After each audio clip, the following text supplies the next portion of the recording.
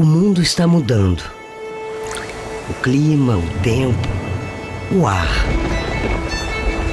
Já dá para ver e sentir. O nosso futuro pede por atenção. E sabe por que devemos falar sobre isso? Porque já podemos fazer boas escolhas. Agora.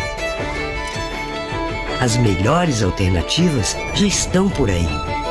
Você pode tomar decisões que façam o seu dia a dia mais eficiente, mais inteligente, mais equilibrado, ao mesmo tempo que protege a vida. Essa é uma escolha que faz sentido para todos. Para você, sua família e, claro, para o mundo. O nosso mundo. Porque assim como você, a WEG ouve, vê soluções e faz acontecer. E quando o mundo pede, a WEG faz.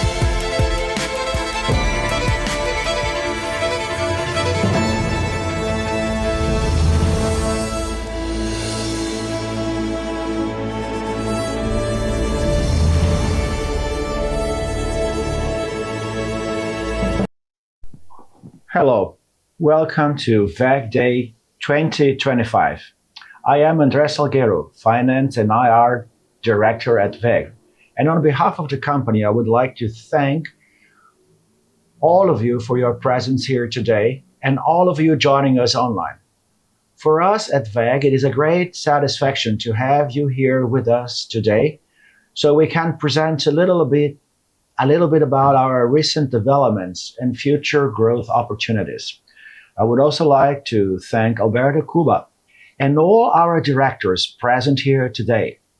And this year's event features presentations that will showcase WEG's journey from a company used to offering products to a company that is increasingly prepared to offer complete solutions related to the energy transition.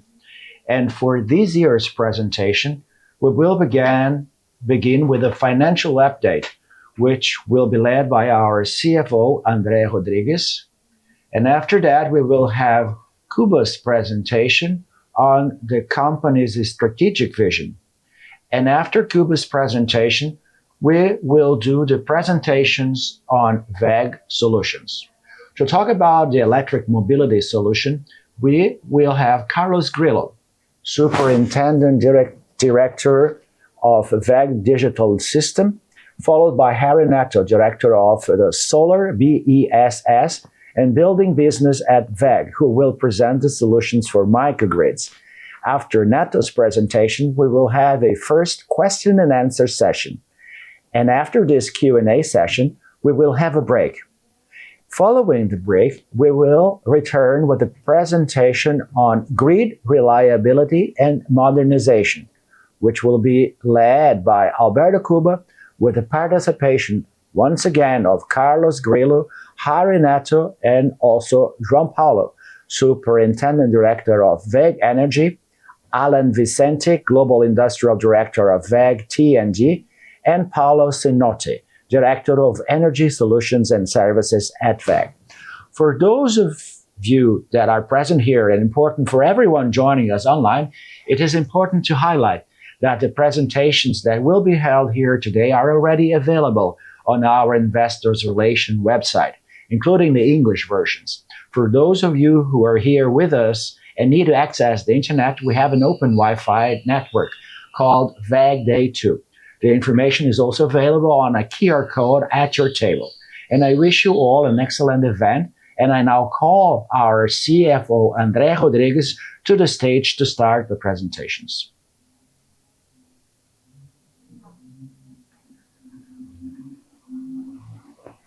Good morning.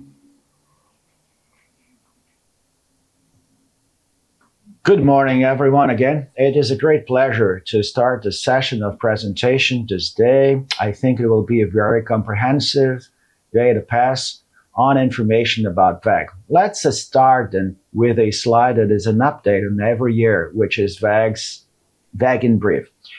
WEG continues to grow. So today we are a company with more than 49,000 employees, which is our main asset that develops products and solutions in 66 industrial parks located in 18 countries. And for WEG to be able to compete in this global market, it is necessary to differentiate and innovate. And this is done with the support of more than 4,700 engineers spread across the 5 continents of the planet. Last year, as a result of this, 51.1% of our net operating revenue was generated with products that were developed in the last 5 years. Historically, this average is about 50%. In September, we closed the company's value, the market cap, at 154 billion Brazilian reais. We are listed here in Brazil on B3 and in the United States through a level 1 ADR program. Now, talking about the performance of our businesses, in this first 6 months of the year, we grew 17.2%. Revenue is distributed with 58% in the foreign market and 42% in the domestic market. When we analyze then the performance of our 4 business areas, it is possible to verify that once again, WEG's diversification, the presence in various segments and geographies, has allowed a company to seek growth opportunities. Let's talk then first about industrial, electric, and electronic equipment, which is our largest business area. It represents a little more than 50% of consolidated revenue, 46%. The foreign market is where we have the main presence. And here we are talking about industrial electric motors, gearboxes, industrial automation, and electric mobility. And also, a point to highlight is that the industrial motor businesses, WEG has been constantly growing market share, and over the last few years as well, we are increasing our presence and offering motion drive solutions to our customers. Taking this all in analysis for the first 6 months, we have a very positive performance in the external market in spite of a slower investment rhythm in invest. It's worth mentioning that in regions such as Asia and North America have shown a very good performance for WEG, and also adding the acquisitions that we have made in 2024 with Marathon, Champ, Roto, and Volto in Turkey. We have had in the external market, in the foreign market, a performance that was a little slower, 4%, but segments such as oil and gas and water and sanitation were positive in this period. Let's now talk about the generation, distribution, and generation, which is a great where WEG is standing up, and it's representing 22% of the consolidated revenue, and that growth is coming from the fact that WEG is exposed and offering solutions in this moment of energy transition, such as renewables and the growing demand for energy geared towards artificial intelligence. Here we're talking about transformers, substations, and complete solutions as for solar, hydric, and wind energy. And the external market, we have had excellent performance, 28% growth, especially spurred by the demand on the TED demand in all regions in which we have productive units, but with a stress in the United States and North America. And another thing to stress is the very positive contribution of the alternators that was bought from the Marathon, and WEG has been announcing it's growing in this and growing, and we are able to capture more market opportunities. And the domestic market, we also growing in the TED, and in this first semester we have had the contribution of the solar energy, and because of the fact that we don't have wind generators, WEG was still able to grow 8% in this first semester. In speaking about commercial and appliance motors, we have had a very positive performance in the market, in the foreign market, and that is because of our performance in the United States. And in Brazil, 11% growth. Segments such as air, AV, motor, pumps, and leisure has contributed to this growth. Paint and varnishes, here we are speaking about industrial paints, powder paints, and industrial varnishes. And in the internal market, we had a 12% increase with a positive performance in several segments, with special stress in water and sanitation and in the agricultural implements. In the foreign market, our growth comes from the powder paints in Mexico, but we're working on the internationalization of this business. In the last year, we have announced the construction of a power plant for paints in Mexico, and that is going to be delivered next year. And recently, we have announced the Here site acquisition from the United States that is going to help us in this process. Let us now speak a little bit about the operating results. And here the message is WEG is finding opportunities to increase its performance with the growth in its revenues. I have said that in the first semester we have grown 17.2%. We've reached 20 billion growth, and along the last years we are improving our EBITDA margin.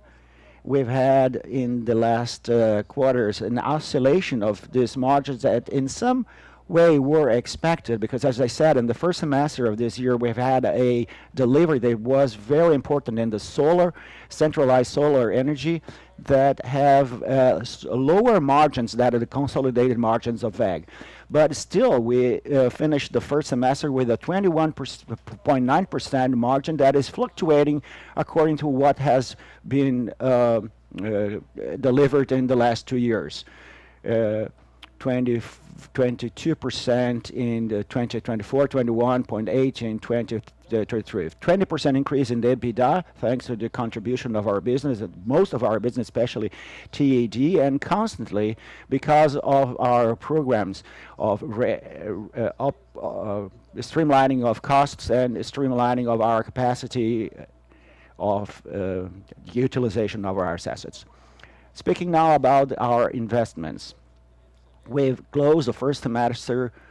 We have invested 1,205 million reais. It's worth mentioning that our budget is 2.5 billion, and we are still a little bit lower than a half. And we still see in this slide here that historically we're investing about 3 to 5% of our operating revenue. And the focus of investment has not changed. We are focusing on the long term, searching the increase of capacity, internationalization and modernization and automation of our units, both in Brazil as in the foreign markets. In this first semester, we are still a little bit higher than this last year's reference, but that is a reflex of the volume of investment that we have announced in the last years, focused on growth, especially in the transmission and distribution area. Speaking a little bit about the ROIC, it's exceptional performance, 32.9%, and another year that we are operating over 30%, and that demonstrates that we are able to generate solid returns and maintain the discipline of capital allocation. Here, I think that the main takeaway message is that we are allocating capital in a very efficient way. As we can see, along this historical series, we were able to multiply threefold the invested capital. And thanks to investment generate a good return, WEG has been able to generate a very healthy ROIC, and we're investing in very good projects that generate good returns. Now let's move on. Net income analysis. WEG is increasing the net income independent, regardless of these economic cycles. And what is the message here? There are moments in which the company generates growth in revenue, grows in results, and certain times it has a lower results. We can see this dotted line here with the variation of the net income, but still with these variations of growth in revenues and results, WEG has been able to increase its net income. And here, when we analyze the increase of the earning per share, I think that the company will still work on to generate better earnings per share for the investors. Well, if you have increased net in work and we generate cash, that will become dividends, that will translate into dividends. The company has distributed above 50% of its net income in dividends to investors. The we see here a fivefold increase, and that attests to the focus of the company on the improvement of the yield for investors in the future. And to wrap up my presentation, I'd like to focus on three points that we are going to still work on to deliver: margins and wealthy returns above market average, and that thanks to our differentiation, our competitive edge, such as the verticalization, scale, our industrial strategy, our productive gains in all our cost reduction programs. Independent, regardless of economic cycles, we are focused on generating constant growth on our income and dividends to our shareholders. And the company is still going to generate cash in order to support the growth process in a continuous and healthy way, and also in the volume of investment that we have announced, which is going to be detailed further on in other presentations. Thank you very much. Let's move on now to our next presentation.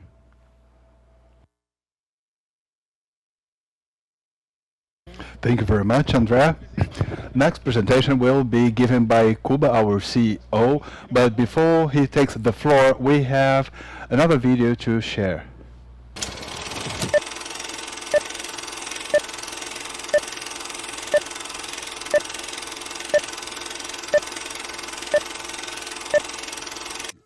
Aí surgiu a ideia, por que não fabricar motores em Jaraguá do Sul? Então eu não tinha dúvida que ia dar certo. Foi a oportunidade de a gente lançar aquela primeira ideia de que seria uma fábrica de motor, que hoje é a WEG, né? Para começar essa empresa, num prédio alugado, né? Com maquinário, com as ferramentas e algum, dá para comprar 3 automóveis Volkswagen. Tão natural que a gente sabe todo parafuso, todo prego, onde que foi pregado desde o primeiro dia, e isso a gente nem sente que aquilo cresceu desse jeito como está. Nós estávamos tão satisfeitos que nós trabalhávamos dia e noite, nós trabalhávamos sábados, domingos. Eu acho que quando se joga de cabeça numa coisa, se joga com corpo e alma numa atividade, ela só tem que dar certo. Realmente, há 43 anos, eu e mais companheiro, já de inverno, iniciamos exatamente nesse prédio aqui, estão vendo aí a parte ainda original, uma pequena fábrica de motores. Os recursos que dispunhamos, recursos financeiros, eram bastante parcos. Na época, você faz a comparação, daria para comprar 3 automóveis Volkswagen.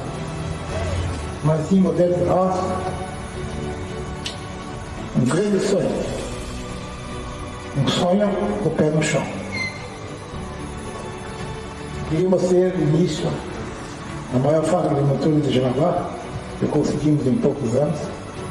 Mais tarde, perseguimos o objetivo de sermos a maior fábrica de motores do Brasil e da América Latina. E hoje, o grande sonho continua. E se tudo correr como está com essa equipe valorosa, só queremos ser a maior fábrica de motores elétricos do mundo.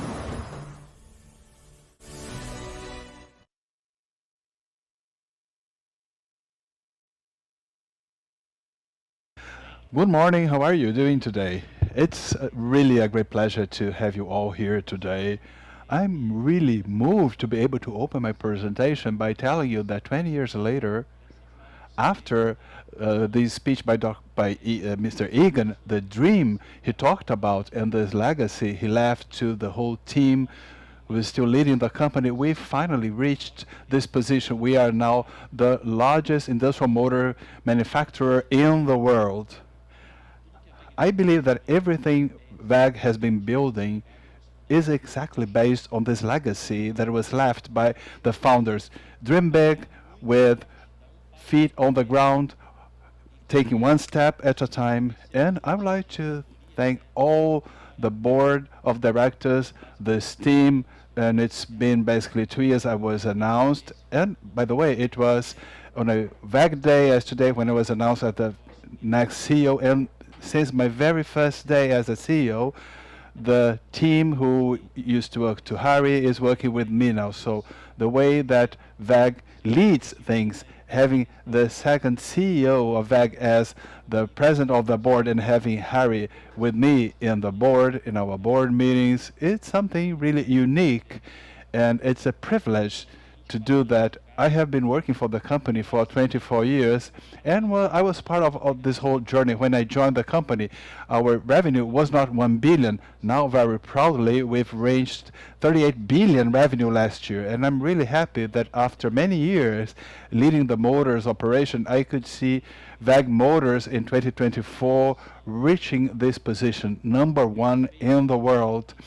This is something really unheard of. 63 years ago, WEG went to Europe to look for technology, and last year, WEG became the first manufacturer in the world, not only in terms of market share, but with a lot of technology and manufacturing capacity. I think this is an example of how hard work, feet on the ground, but dreaming very big, how this can really take us to very high places. I would like to start by showing you our strategy to build the rationale we have today, a product company that is increasingly turning into an industrial solutions company. This slide shows how we work. I really love cars, and as we say, accelerating a car on a straight road, you don't have much risk there. But if you do that in a curve, you are taking risks. Regardless of the car you're driving, accelerating a motor business, which is something we understand a lot, it takes less risk than accelerating in new businesses where we see opportunities but where we don't have a command of the technology yet. So back in 2020, when we had 7.2% market share, we started to constantly announce new capex investments, 66 million in a manufacturing unit in Jaraguá do Sul, because we needed to speed up in order to capture opportunities. In the pandemic, we couldn't have 600 million capex and capture opportunities that fast. If we didn't do that here in Jaraguá do Sul, considering all the structure we had here, and we invested in a manufacturing unit in India, another one in Portugal, a site in Turkey, expansion in China, invested in expansion in Mexico, and this is the result. With the acquisition of Marathon, Tempen and Rotor, and Volt, we invested almost 5 billion reais in 5 years. We more than doubled our market share, and you, with all this capex, you didn't see a drop in your earnings. Quite the opposite, actually. These investments were made with a very high return on investments, and we can see these consolidated figures. What we built in WEG Motors, we have manufacturing units all over the world. We have over 20 manufacturing units updated with up-to-date products that are very efficient, competitive. So we are really ready to be the leaders and to go on advancing in our market share. I'm really happy. I'd like to congratulate WEG Motors team. It's been an honor to lead you for a very long time, but now we are in a new journey. So the same journey we had for motors, traditional products, we started in 2023 doing something similar for transformers. And late last year, we announced a new journey for WEG Energy. If you recall, Last year, we announced a capex of $62 million that would be invested in the China plant.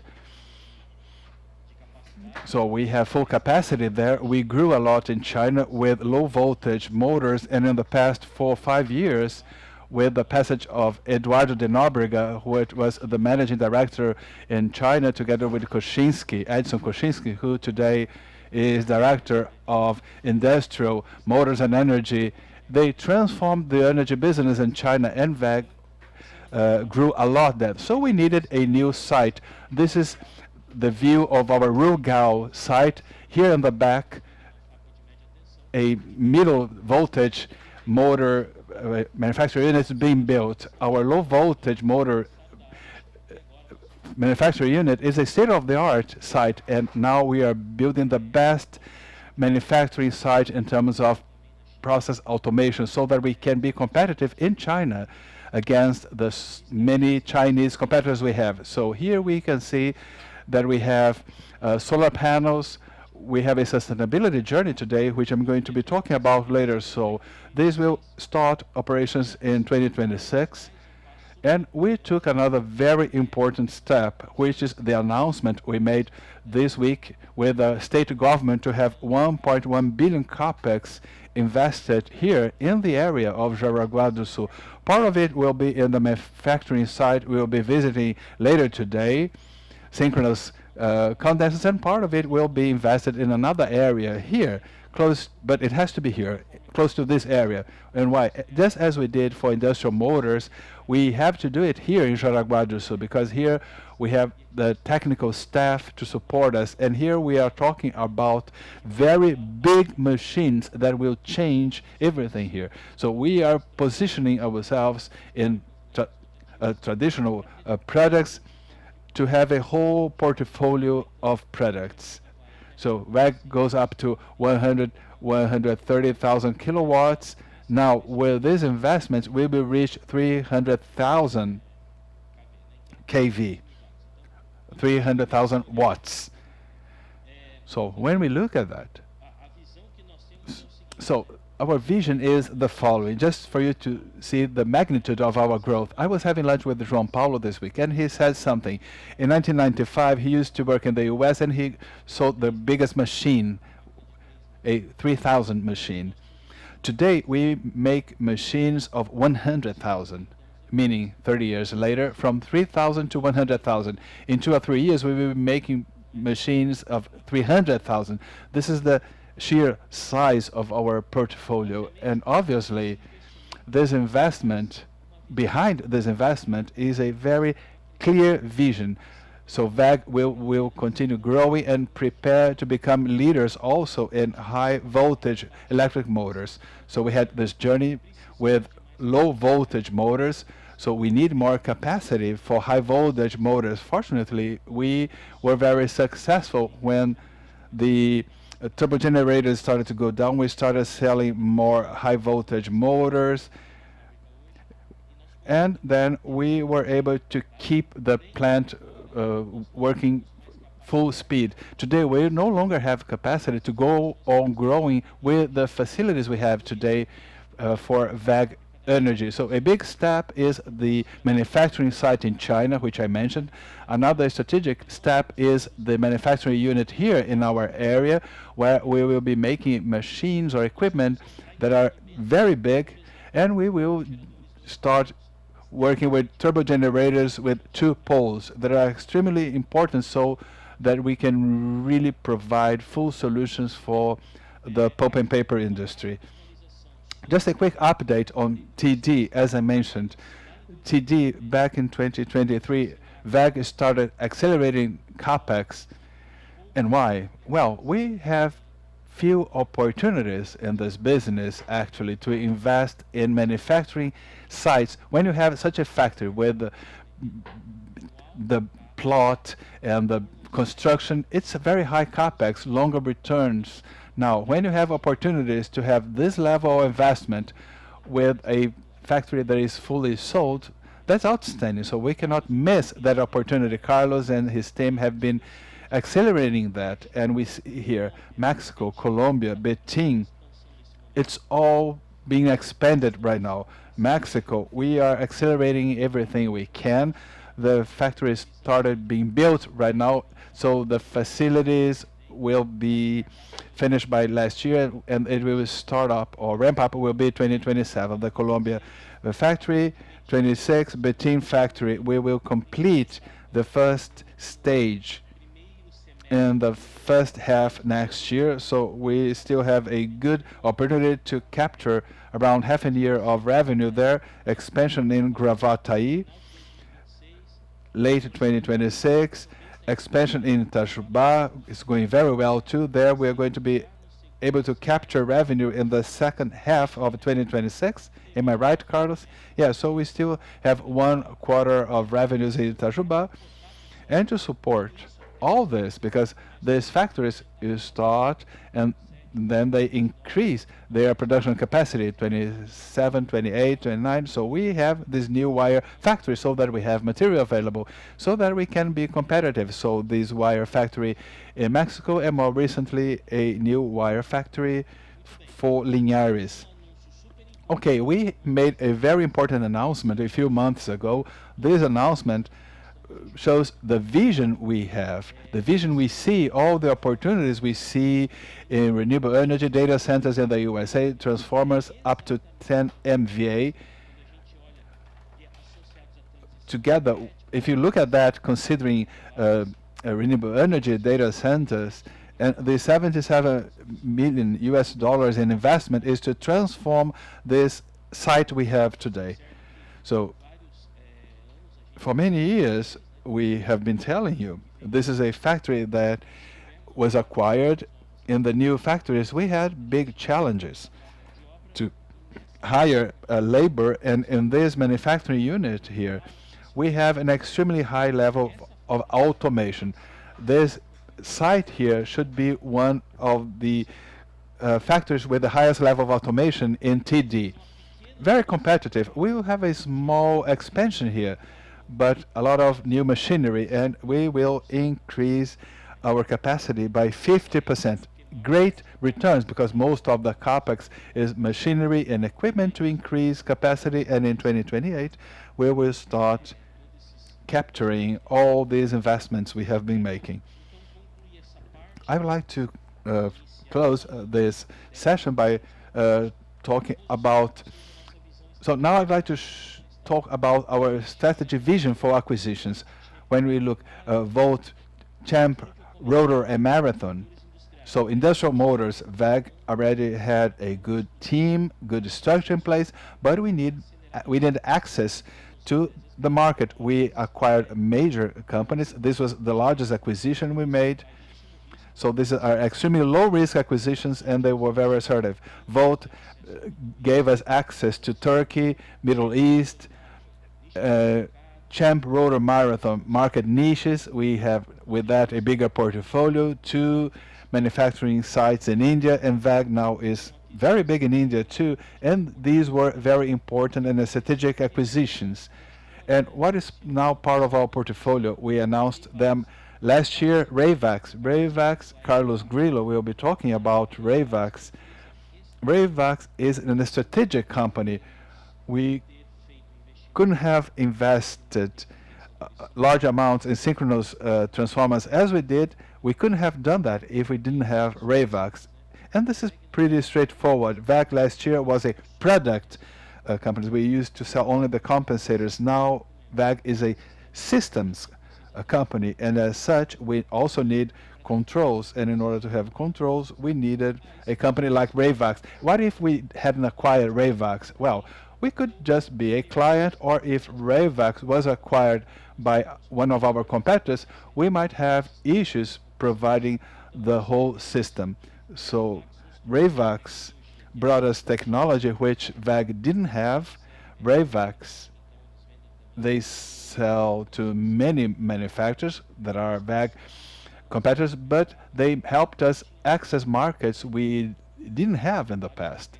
So many synchronous compensators that exist in the world, in Latin America, use Rayvax systems. Carlos Grillo will be talk about that later. And I would also like to highlight something related to here site. which is a new position, new movement in the industry of special paints. Here site is a very strategic company. It's over 9 years old. It's a very technical team. They have a very highly skilled technical staff, protective paints for oil and gas and other industries. And through this company, that is part of the vendor list of many companies in the world, American companies, but 70% of revenue is outside the USA. So WEG will be able to be part of this portfolio for paints, and we'll be able to enter segments or industry we never managed to do, particularly abroad. Talking a little bit about integration of Marathon was really great. You know, when we proposed to acquire it with the board, and one of the concerns was how would we be able to take in all these manufacturing units. But I would say that integration is within schedule.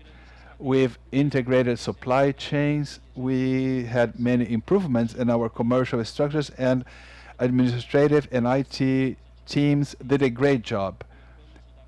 We had WBS in most of our operations, so and we have already captured with all these actions around 5.5–6 million US dollars a year of savings in expenses we used to have here.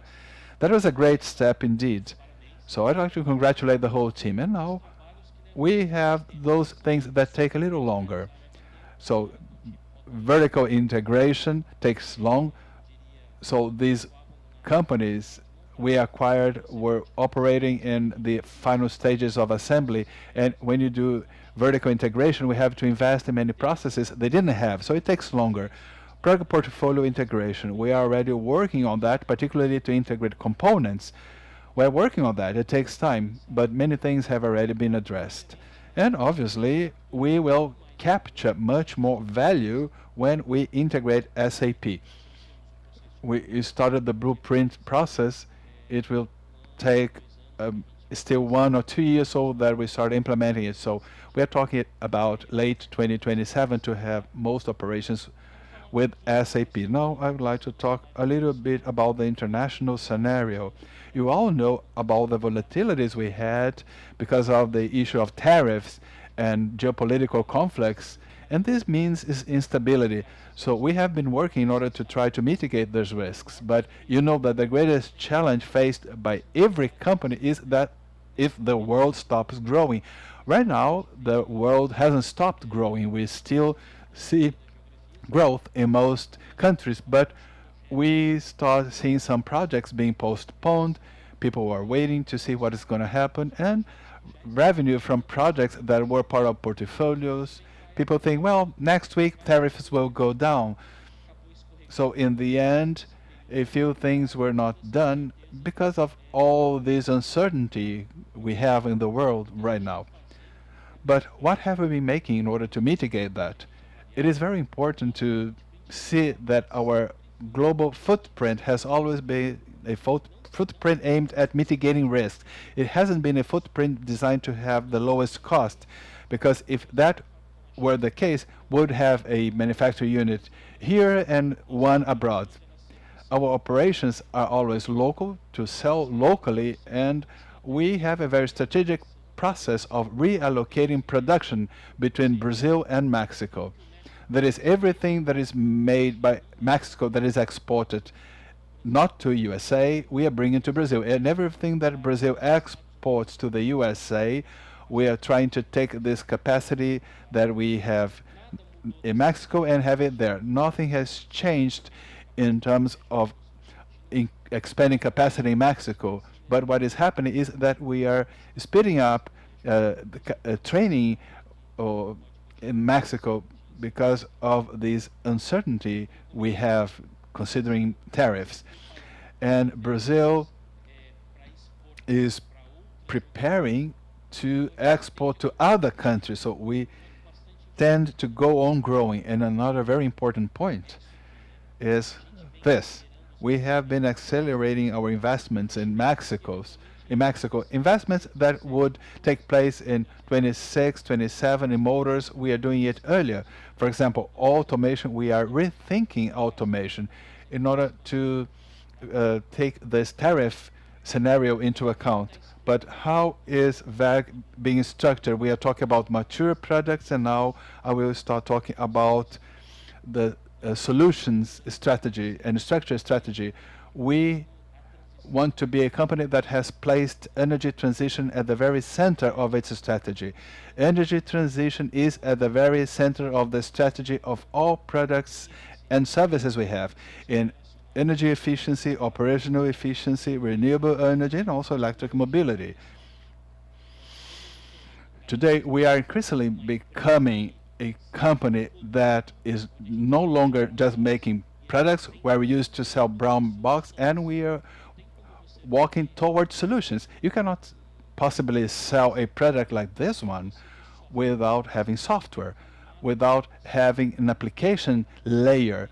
You cannot sell a recharge system if you don't have a team that will be following everything that has been installed in the field. So we will see a whole transformation today from products to solutions, and we will be talking about our strategy, the strategy we are designing, considering all the opportunities brought about by energy transition. So Grillo will talk about electric mobility. We'll give you an update. We talked about that 2 years ago, and well, in 2 years, what was the progress we made? Last year, I talked about BESS. Do you recall that? I touched on BESS. We're going to show you how BESS fits solar energy. And what about microgrids in Brazil? And this is a very important topic in Brazil. And considering the whole scenario, we see curtailment, blackout in Spain, in Portugal, a blackout in Chile. So we will show you today all the new solutions WEG has in order to provide grid reliability. This is a different day. We're not going to be talking about products. We are going to be talking more about solutions and system strategies. And we will be very happy to be able to share that with you. So now I would like to invite Carlos Grillo, our Managing Director, Digital and Systems, to give you an update on electric mobility. Thank you, Cuba. Good morning, everyone.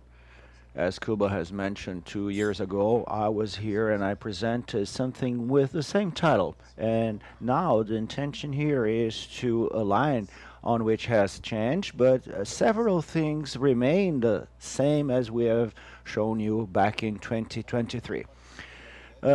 Electric mobility, as we see it, there are two great focus. So it's mobile with vehicles, and we call it powertrain, inverters, battery packs, generators, and basically we work on buses, trucks, vehicles for agribusiness, vehicles for mining, and vocational vehicles, and I'm going to delve into that later on. And we also see in mobility as an infrastructure, depending on the infrastructure, and there are 5 channels that we have identified.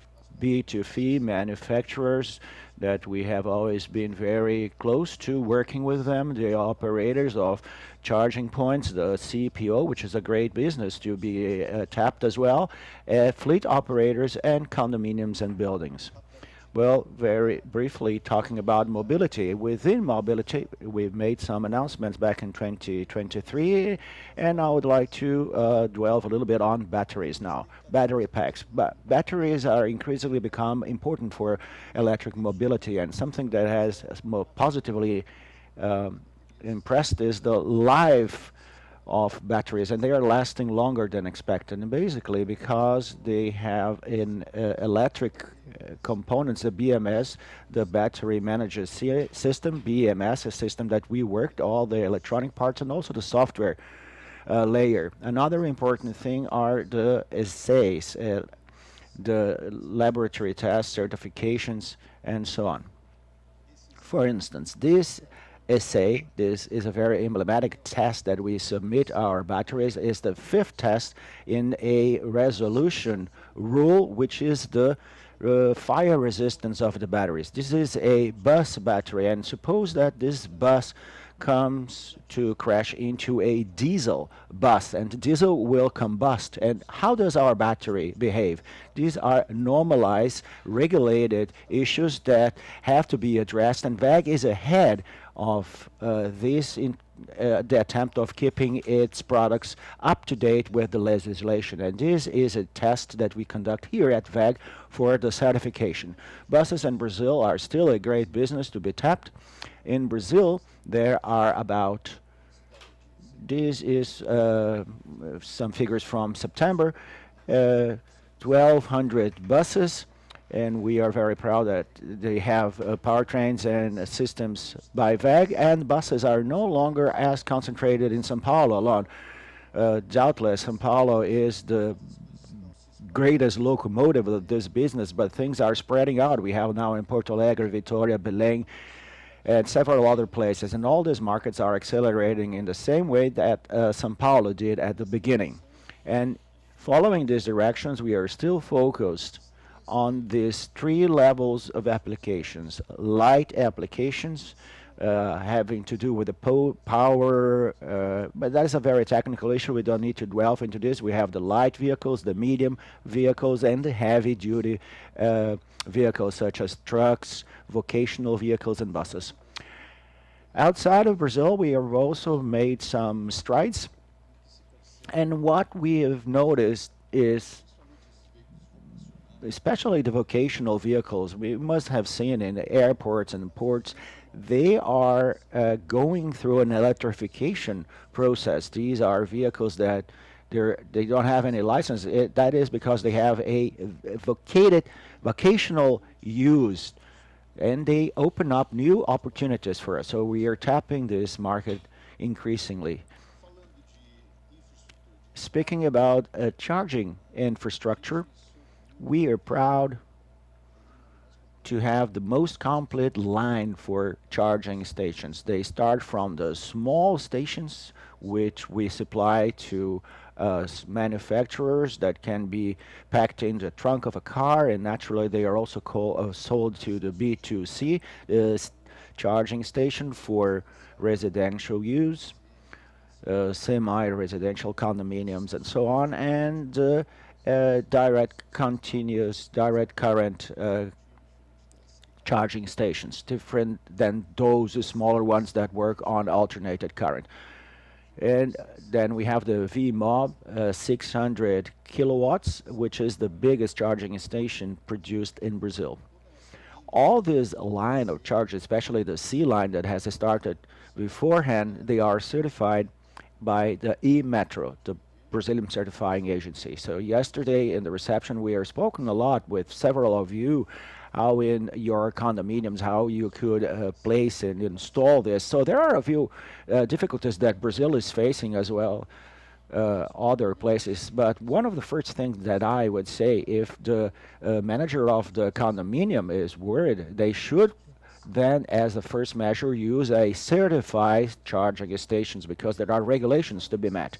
And so the 600 kilowatt the charging station is not the ceiling. We're working to reaching 1 mega very soon. This is something that we don't need right away, but the infrastructure is modernizing itself. But soon enough, by the beginning of next year, we should have a 1 mega charging station to offer. And a second point that I shown you that makes us also very proud is that we have approached several manufacturers that naturally started in Brazil, and these manufacturers, the automakers, are taking us now to Latin America, and most of them have their LATAM headquarters based in Brazil. And for heavy vehicles, likewise, they are very well represented in Brazil, and we are very in close relations with all of them. And for the heavy ones, not only in charging issues, but also for the powertrains and battery packs. When we see charging issues, we can simplify this into 7 places, and that changes the game a little bit, the channel for sales and so on, even the service that we supply. And The light vehicles, obviously, we would like to charge our vehicles at home or condominiums, and also at the destination, supermarket, shopping malls, and so on. On the other side, we have the fleets, the bus garage, the bus fleets, and we have several reference for that and a lot of experience on it. The distribution centers, because the fleet, electric fleet, they are increasing in number, and also terminal and stopping points, charging and recharging. So the terminals will demand also a charging station to charge the vehicles. But that also goes through the routes, the roads.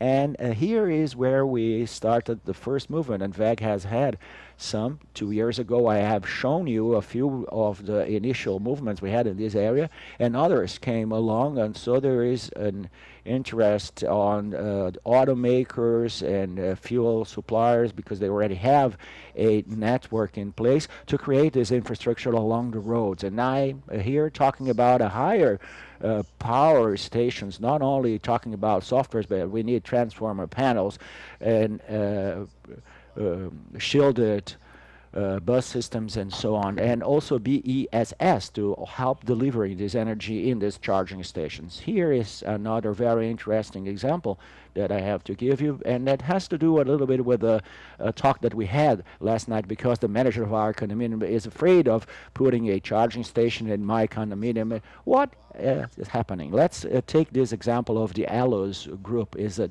giant group of managing shopping malls, and this group has created, in a very professional way, a brand for their charging station. They created this brand called Carg, and we are proud to having played a part in this, because we've made something which was very impactful for people that use this power station. And they have shopping malls all over Brazil, and they have created a great charging station with several vacancies. So if you have your manager of your condominium not allowing to use this at your condominium, you can use these shopping malls. You can go to the gym and this shopping mall, and for 2 hours you're able to fully charge your vehicle. So the shopping integrates with your card, with your shopping expenses. So we were able to contribute with all this integration in terms of software. So that is part of our software, of our system of solutions. So there are several brands here that, again, we are proud to be working with.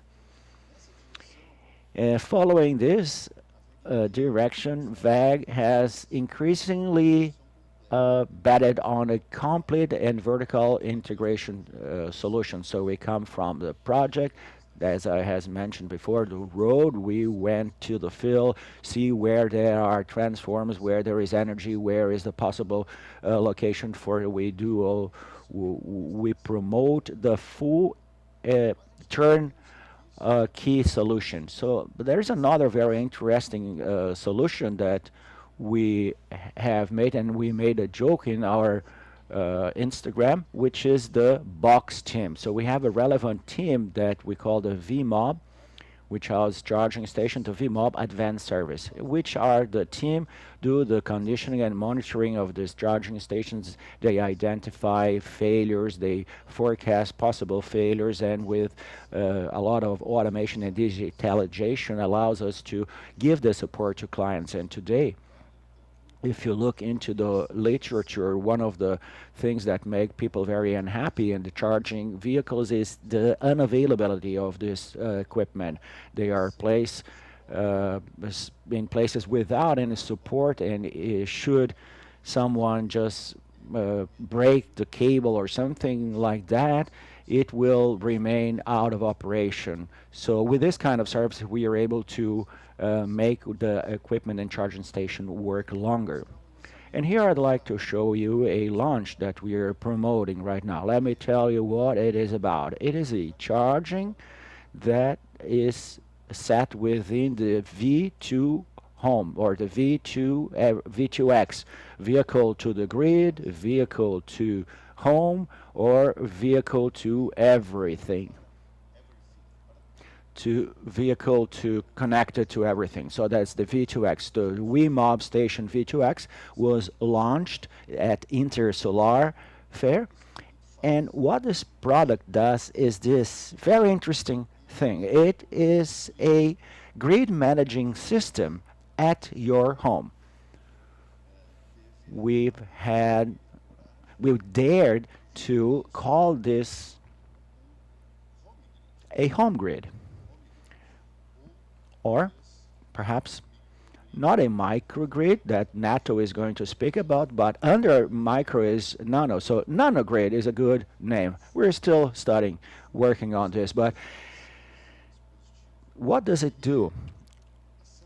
It's the central controlling station of a grid. We can use these blue arrows are continuous current. It can get your solar energy, convert into alternated current, and it may get this energy that came from a solar power and store at a little BESS, and both directions is by you can work it either way, and in alternated current you can deliver it to all the grid on your home, your camera, WEG home systems, your swimming pool, motors, which can be WEG as well, to all the charging needs that you have. And it also receives the energy from the utility grid which you buy. So it is a V for vehicle. It is a equipment that was developed to connect everything to your vehicle, and also in that blue arrow,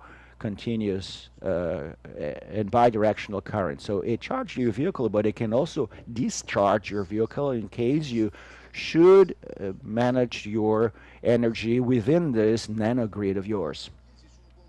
And there's a controller, obviously. All grid is a complex system, and therefore it needs a control, a management. And as it's a equipment that follows our strategy of WEG Home, you can speak through Alexa and other Internet of Things. So it has this control.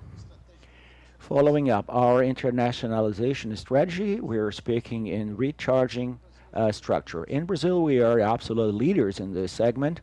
We are very proud of this. We have worked hard for that. We've had a very wide portfolio in every channel that we consider important, and we work very hard on each of them. In Latin America, this leadership has been built, supported by the very good work that we have had in Brazil, and obviously it's natural that it will expand throughout Latin America. And we have made a very strategical decision that we have placed the most important executive of this business we have sent to Europe a few months ago, and we have started an operation of an EV charge operation in Europe. So from next year onwards, we should have products in Europe, manufactured in Europe, following the standard of our VMOB systems, but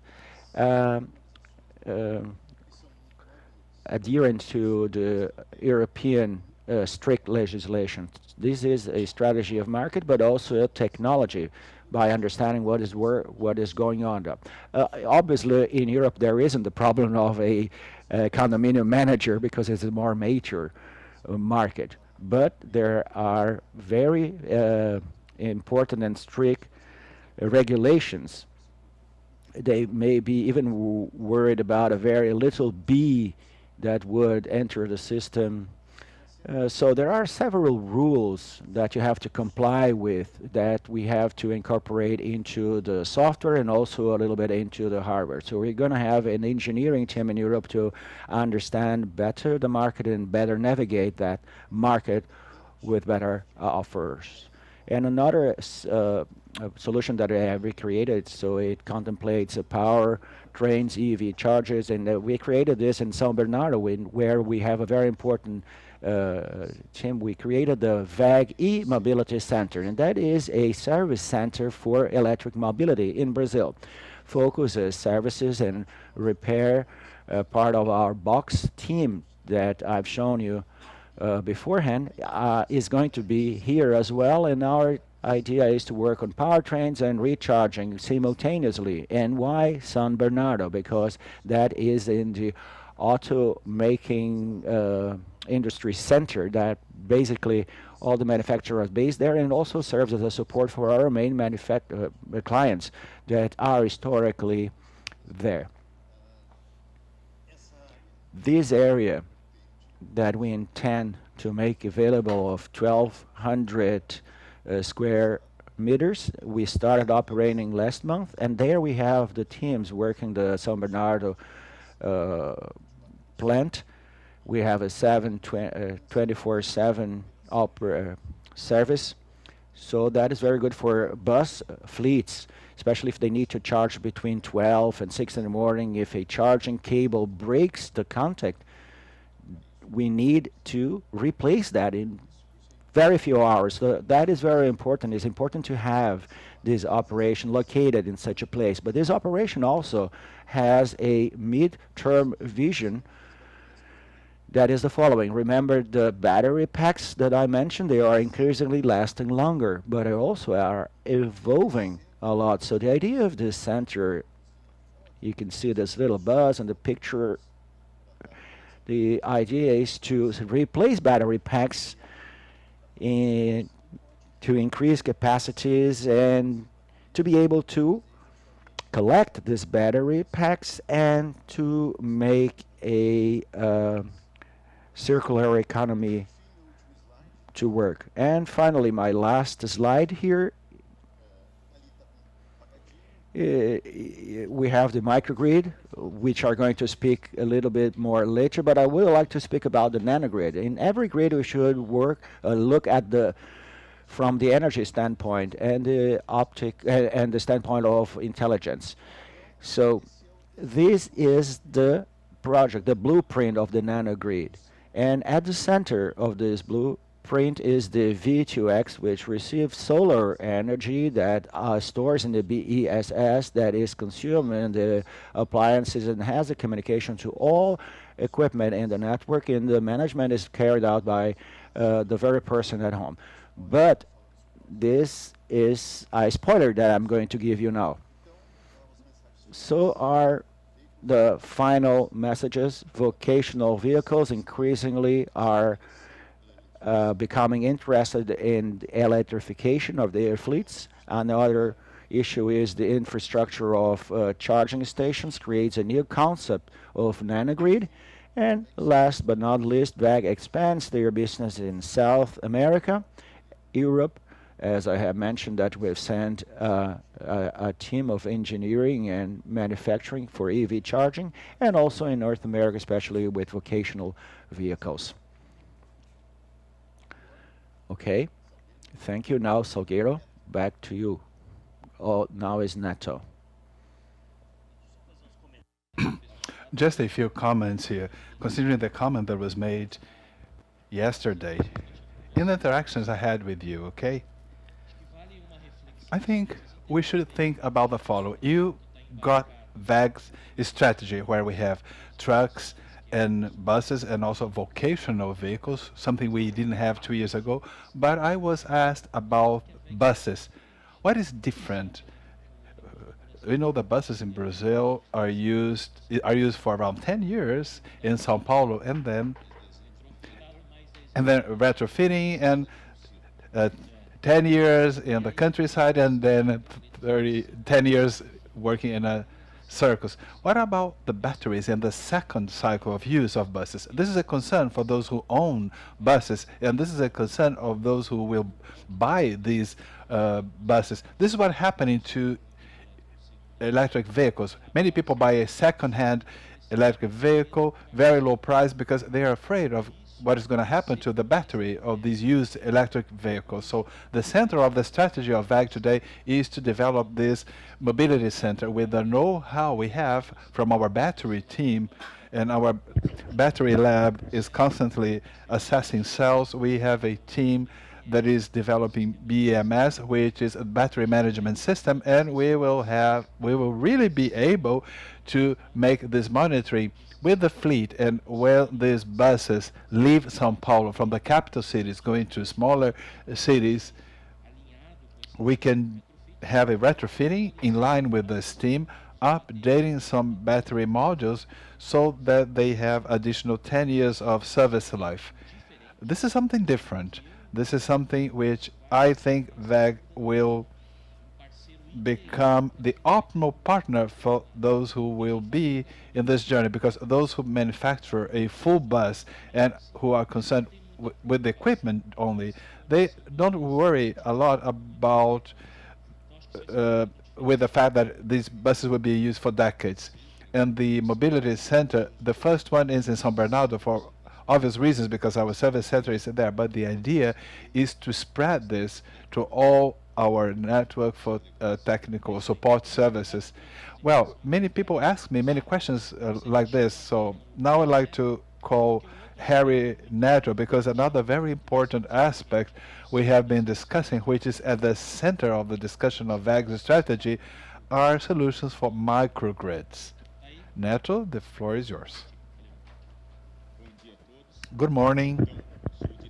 So I'm the business director for solar, BESS, and building. And now I'm going to be talking about the integration of these three areas, microgrid and nanogrid. So I'll focus on these solutions connected to these three business areas.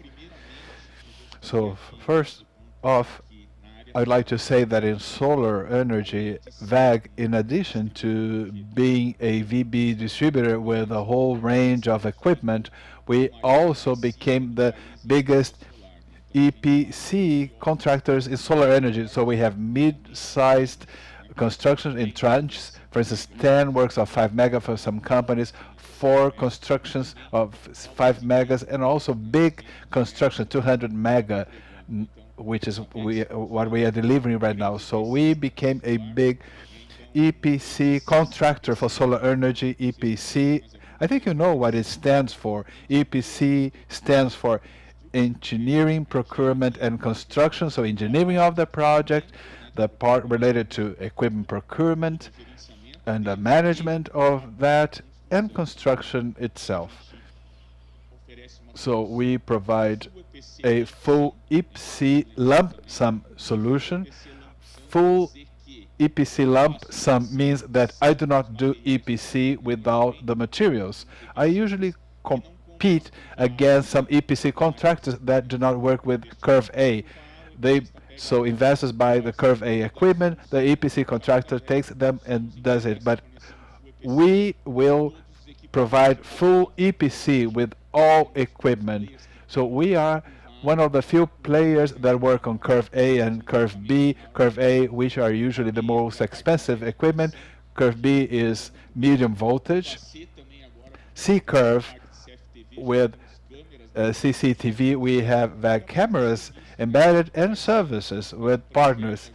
But the project management, bankability, responsibility of delivering, responsibility for efficiency, everything is with us. So we have delivered 1.2 gigawatts in over 250 projects working as full EPC contractors.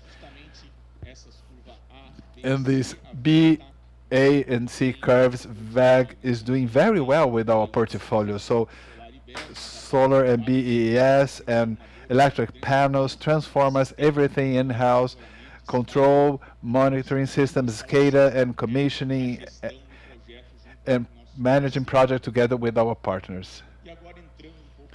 And now going into the topic of my presentation itself, microgrids. What does that mean, microgrids? This is a system made up of more than one power generation and or transmission. So we have different sources, as Grillo mentioned before, managed by a smart control system. So all these sources, when you have in one system more than one source, you really need intelligence to control and dispatch these sources. So I'll mention many cases where we have already delivered microgrids for agribusiness and commerce and industry, and together also with electric mobility, which is not only sources of generation, also transmission, dispatching is part of that, and also solar energy integrating this whole process. So our first case in this scenario of microgrid, and this was broken down into two phases, but this is a recurring project in our portfolio. We have already become a consolidated provider of microgrid solutions. So what do we have here? This is agribusiness. So they have grid instability. They are at the end of a transmission line. We have many agribusinesses where the guy in the farm is expanding. There is no grid there, but they have land, they have production. So they may buy or lease a diesel generator. So we see that a lot in high yield, high productivity farms working with many generators. They may have 20, 40 diesel generators. And how did we start providing this type of service? So we have a farm that is at the end of the line. They cannot increase their contracted demand because the grid is not there. They have grid instability, high consumption of diesel because when they are far from the grid, they're usually in more remote place. Taking diesel to a very long far distance, it's more expensive. So these more remote places become more expensive. So they had like 40 generators in this particular farm. We coupled a solar system to the generator sets, and we did the scatter, all this sizing, so that generators were always at the optimum level. So we had 20% solar energy that didn't get into the way of the generator, of the use of generators. So we did the whole integration, and the savings were much better than a system connected to the grid because diesel was very far. They would have to pay a lot to get diesel. So the return was great. What did we do in the second phase? The farmer said, "No, I want to have more solar energy. The payback is great. Now, if you have more, much more power, some solar energy, you may have an issue with the diesel generator. At midday, with the peak of solar energy, maybe they are not using the pivots. Maybe at that time they are using them. But what may happen is that when you have too much solar power, diesel will fall down. So we cannot use too much solar power. So then you have solar energy, diesel generator, and BESS. So much less BESS.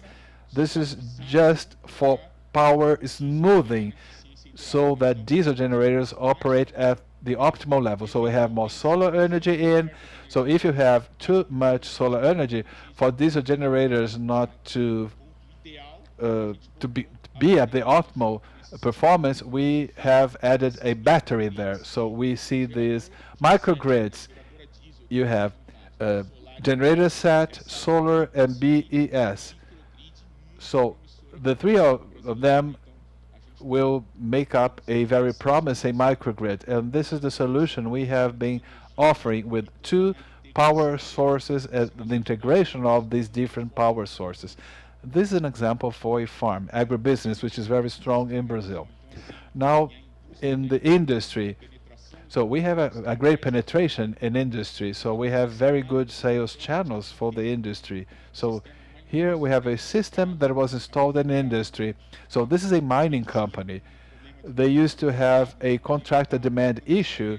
So where there was no power to expand. So they would use a diesel generator for crushing equipment since they didn't have an additional grid for their consumption. So we offer them solar energy generation because they had no power from the grid and a BESS system. So this is an example of an industry that installed a BESS to expand their power consumption.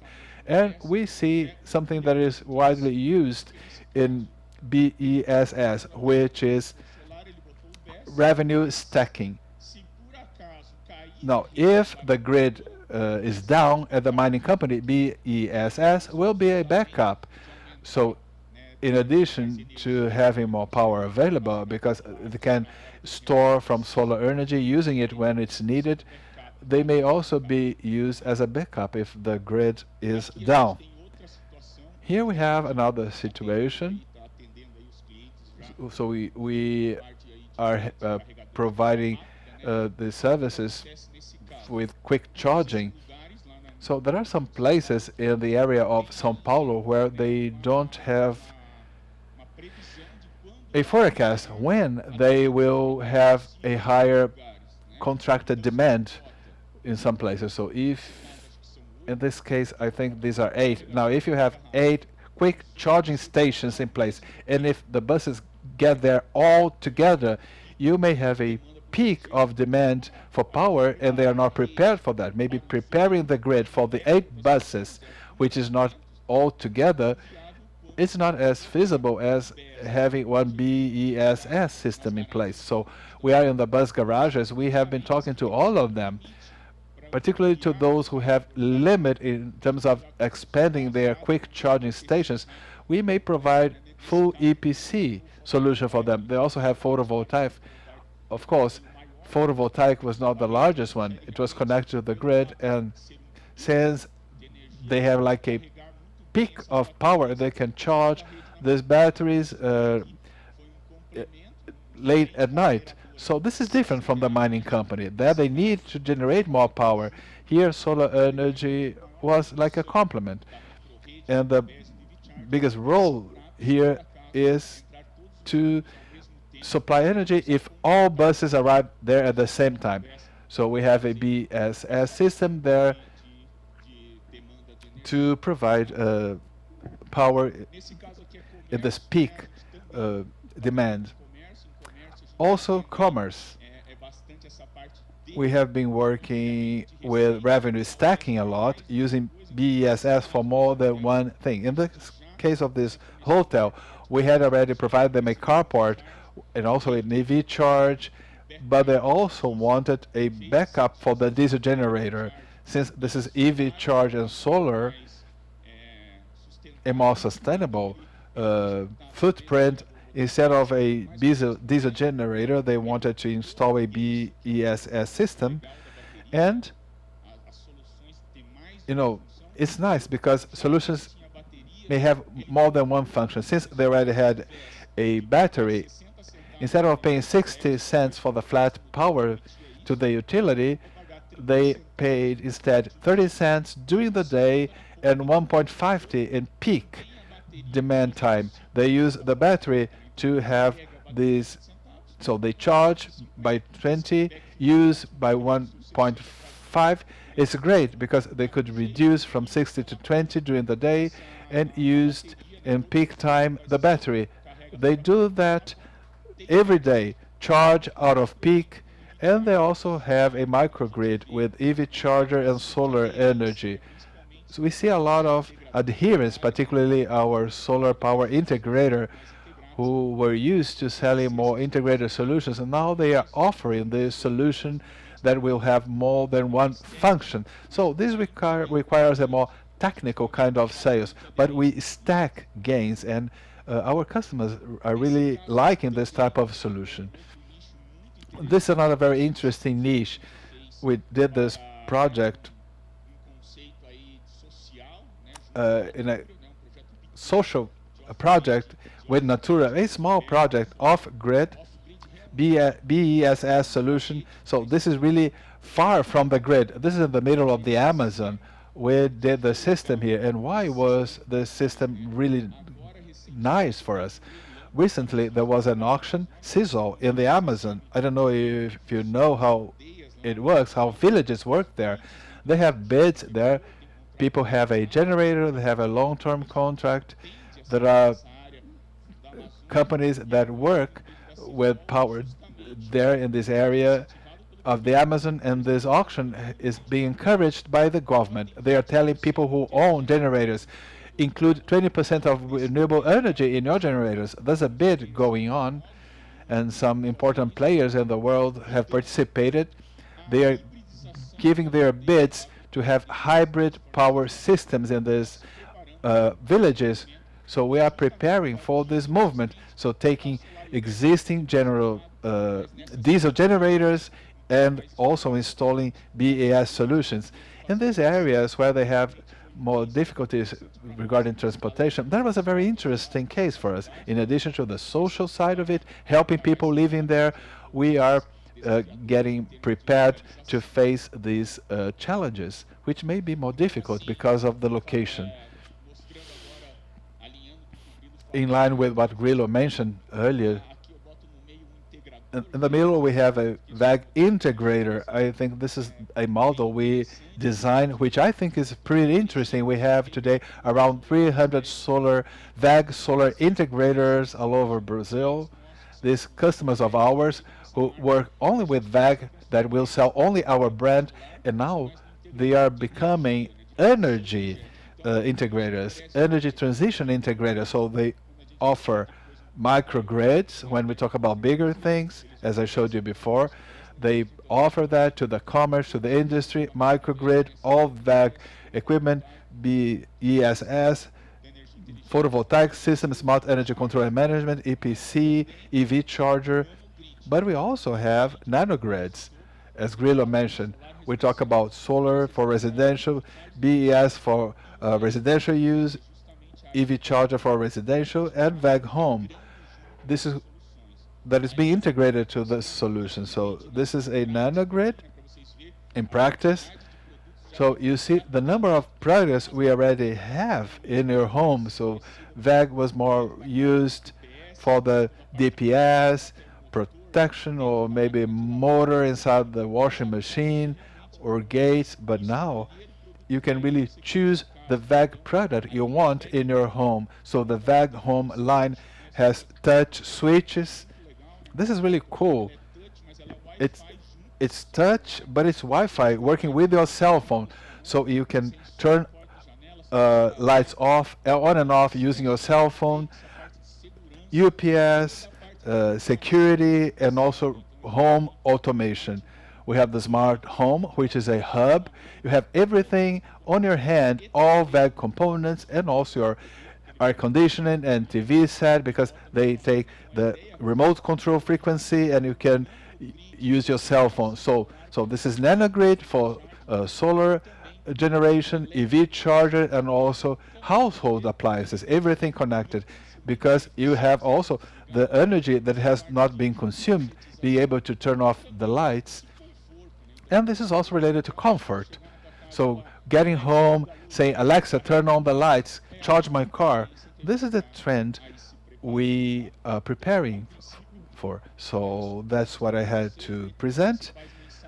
The key messages are WEG continues as a full EPC supplier. So we want now to add more products providing microgrids, strengthening our presence in residential commercial industry with more products, a more engineered solution, not just solar, and provide nanogrid solutions for the residential market. We are working more strongly to be in your home so that you choose WEG, so that you choose a company that has technology and quality products.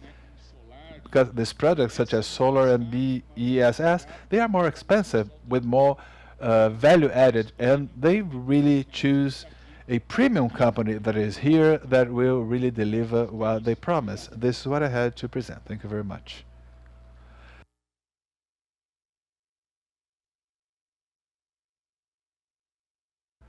Thank you, Neto.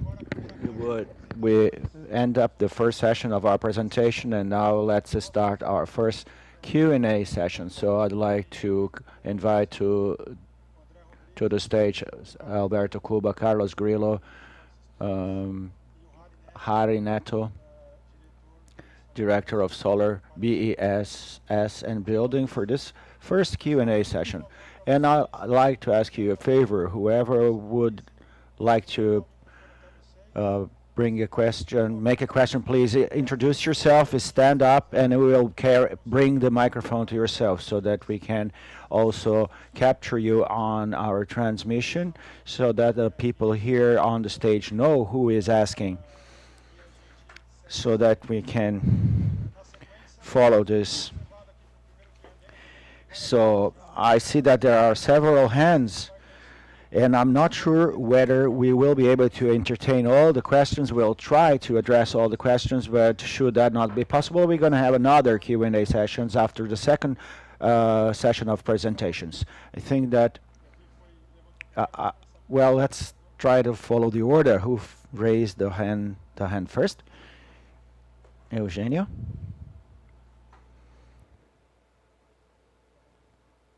Go ahead.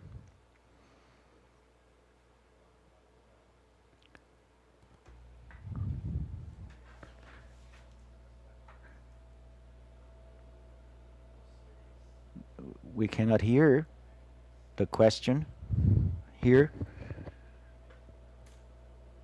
but I believe that he is asking something that we are going through a deceleration moment in investment.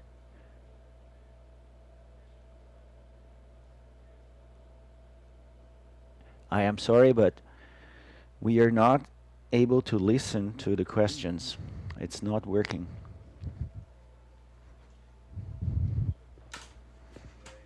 Ei, por favor.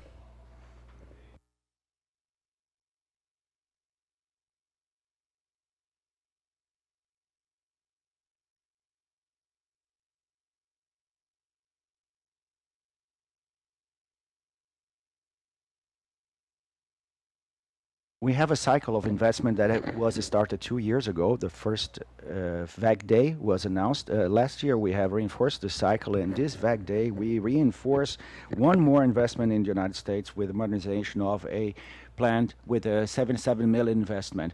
And when we talk about that, we have a part that is addresses Brazil along the next year, 2026, and another part that is very important that will be investments in Mexico to supply the North America, and investments in Colombia as well that will start capacitating the TAD to deliver new products in along 2027. And with the investment that was announced by Cuba, we will, with this new plant, more focus for special transformers in the United States that will address BESS and data centers around 2020. When we talk about investments, WEG Energy that was announced this week, that's an investment that is going to be ready in place for in 2 years' time.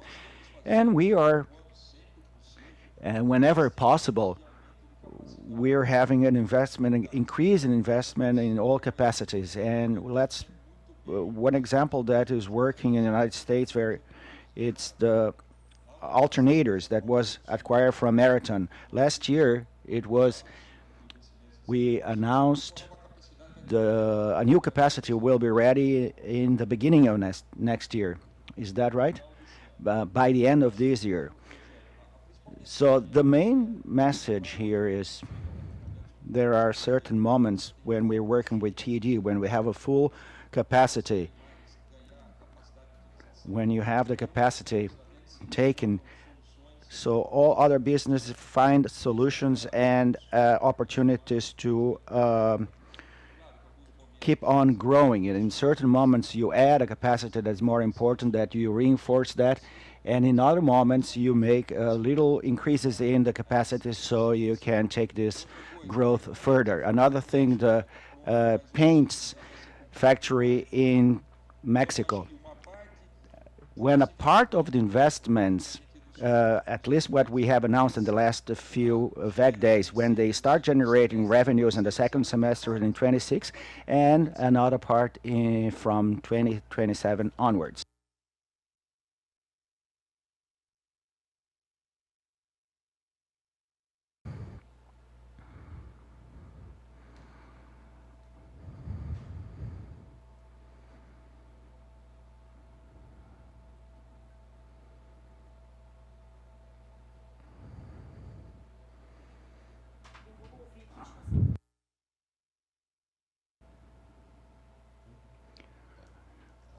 Yes, it's working now.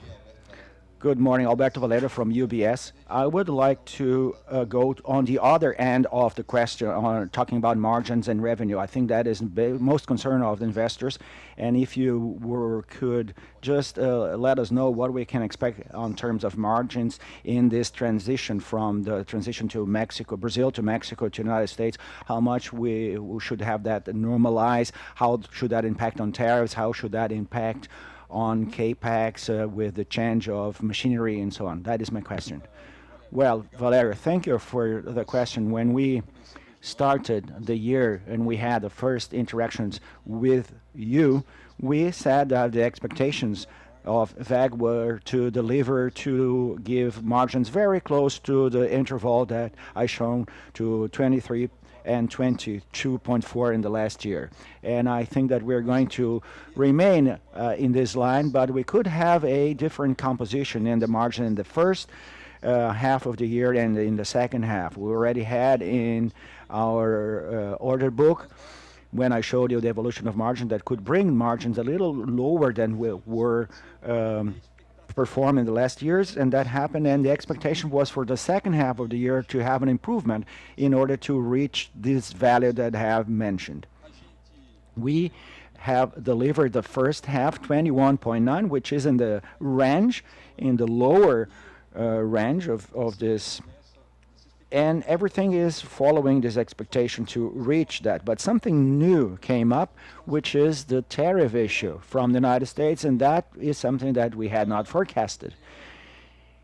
Our industrial presence, as Cuba has mentioned, helps in this process, but we can have temporary impacts until we are able to implement all actions, and these temporary impacts will take place mainly in the fourth quarter of the year. And I think that we are speeding up with this. We are doing the fast as we can, trying to implement this as fast as we can in order to minimize this. And we have to follow up on these implementations. And on our side, we are expecting to deliver the expectations that we have announced. Just let me add something here. What it's worth looking at is when you look WEG along the years, and Andre has shown the margins delivered by WEG, there is a very clear indication that for before 2010, the margins to be higher from 2010 to 2019, margins were a little lower at around 15-17%, and more recently at higher ranges. But from 2010 to 2020, there was an acceleration of new products, new businesses in the pipeline. See the great quantity of new businesses that we have presented, and every time you do that, you develop a scale. You do not bring great margins when you have major business in place. So that is why our strategy is always a strategy that is focused on the present with a major business as well as in the future business. We have to invest in those two fronts. The major business that we are putting capex are good margin business in which we have scale, in which we have a domain of the technology. So we are trying to accelerate this major business, but these are more difficult in order to grow on them, because these markets, the volume of opportunities, they grow along with the GDP of the world. So there is no point in investing. For instance, we are investing in medium tension machinery, but the world is not increased. But in the compensator, a synchronous compensator will grow further. So we have to do this mix. So talking about margin in the short term is what Andre is saying. And when you talk in the long term, we are trying to keep margins the highest possible. But when new business gain more scale, these margins are going to be adjusted downwards. But a downward adjusted margin does not imply in lower net income, because our income is growing and our revenue is growing, and our EBITDA is keeping at the same range.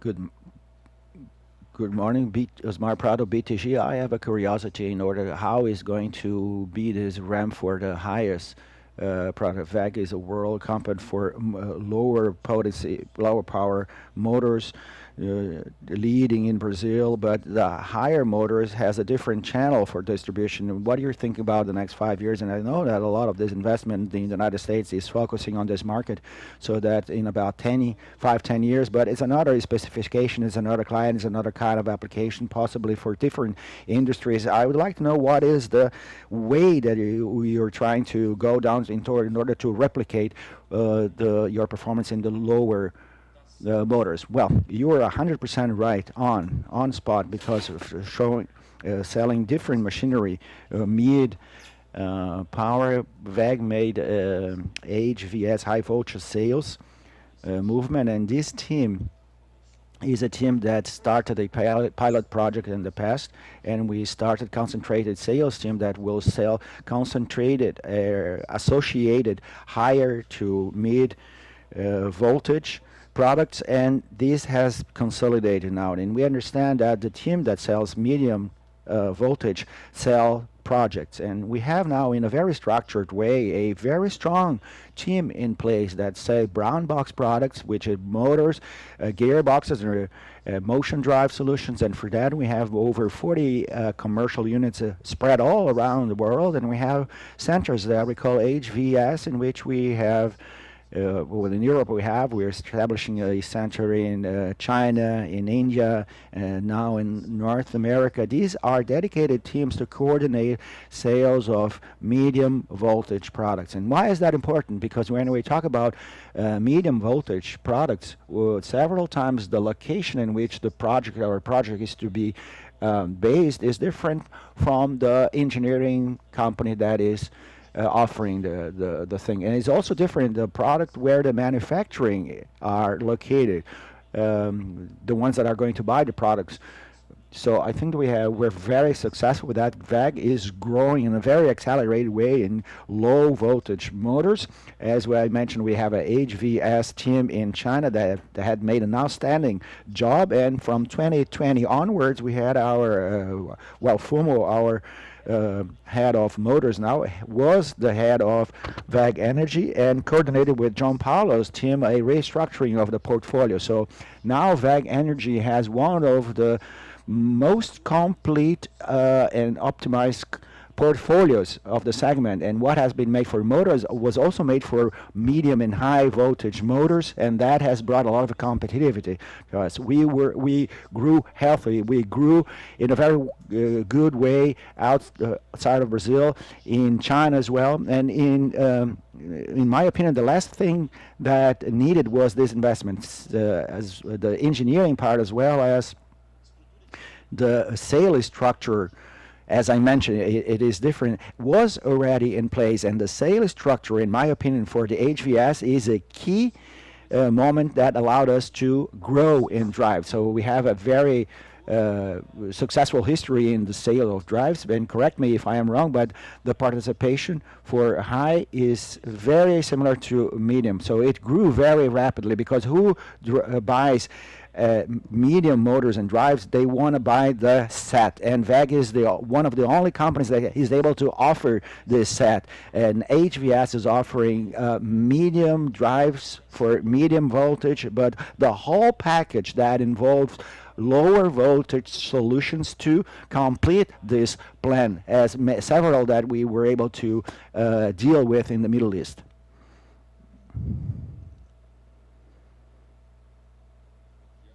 Good morning, Marcelo Mota with GP Morgan.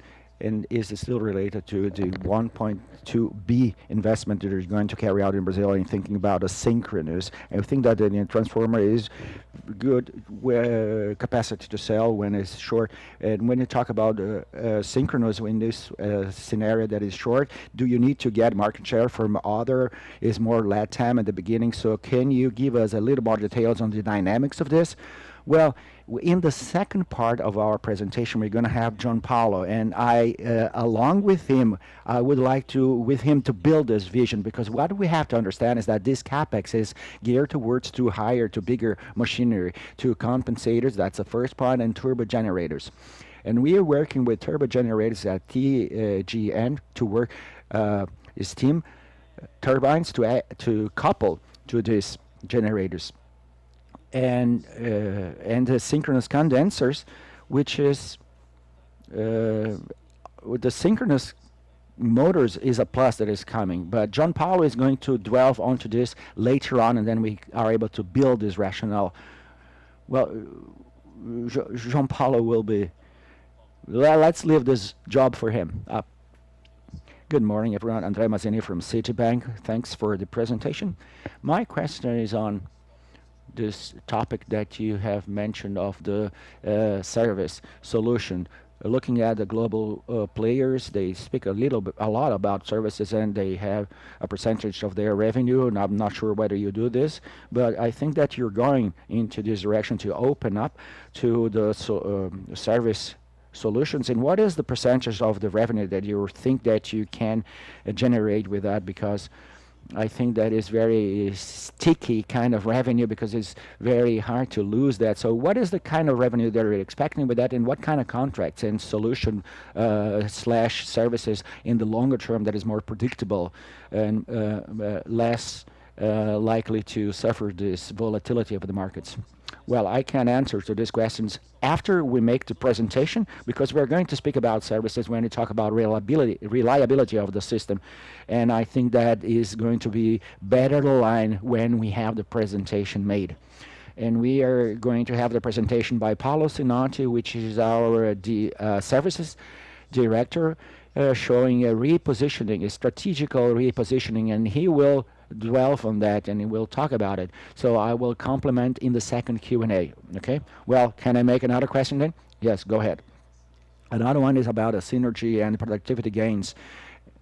After a year and 3 months after we have integrated with Marathon. So there was a slide about that, and I remember that last year there was an even more detailed slide on it. So my question is, how far have you gone into the verticalization? How much is it still to be done? But I remember that last year you still had the dyeing, the stamping, foundry, and several things were not in place, and I don't think that are still in place. So what is the current status, both in Jaraguá and in Mexico, which is the second most verticalized place? Well, the good thing is that when there is a Marathon plant, there's also a WEG plant nearby. So we are already making, and this is what John Paulo is developing with the team. The zero priority of WEG is to increase the capacity of alternators. Fumo's team, WEG Motors team is working so that WEG Mexico is able to increase the component capacity so that we can increase our capacity for Marathon's capacity to provide alternators. So alternators market is flying, is as hot as the transformer market. So this is additional. We are putting in place capacity, higher capacity to meet this demand. And when are we going to transform Marathon into a vertical using WEG's components? Well, that is taking it's going to take a little longer because we have to integrate portfolios. So that may take another 2 to 3 years. And why is that? Because that is not a zero priority. Our zero priority right now is to accelerate the capacity to Marathon's capacity to in the alternators business. So that is zero priority. Everything that was possible to be made without having to require too much capex, all the purchase, sales, synergy, and mainly the IT and administrative services was carried out successfully. And now we are prioritizing so that we can, with the CapEx, to have the highest return. And this CapEx is all geared towards alternators, and we are having a tremendous success in China. Alternators is doing very well in Asia. With our Marathon Deshing, and is doing very well in the United States as well, but really very well. And our challenge now is to increase our capacity in order to meet what we are forecasting with the contracts with clients. So this is the issue here. Vertical integration with Marathon is going to take another 2 to 3 years. And why is that? Because first we need to solve this capacity in alternators issue. That is the main focus. And all new lines of Marathon, well, those, the ones that we are updating, engineering is working on the update so that it can gain efficiency, more streamlined products, and all those products that are to be launched in the next 2 through 3 years are going to have all shared components. And from there we can see gains in scale, because we see many different automakers sharing powertrains and chassis and so on. So that is what we're going to do with Marathon. We may have different products, but they will share sheets or another components that can be supplied by other component manufacturers. And when we invest in foundry, in wire drawing machine plants,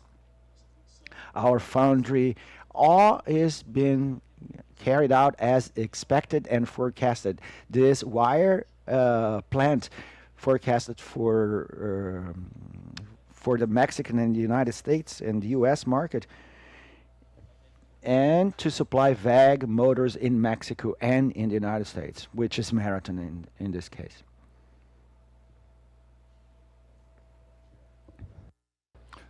Good morning. Thank you, Lucas Laga from XP.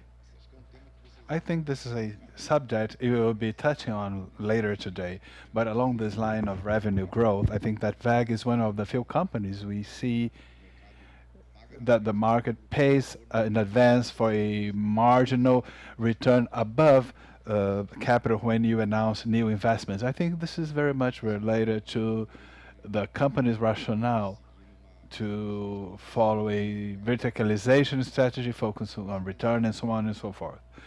But thinking about the marginal growth going forward, not only focusing on revenue growth, but how do you see a marginal return for these new investments compared to what we see in your past history? Thinking about synchronous condenser, electric mobility, BESS.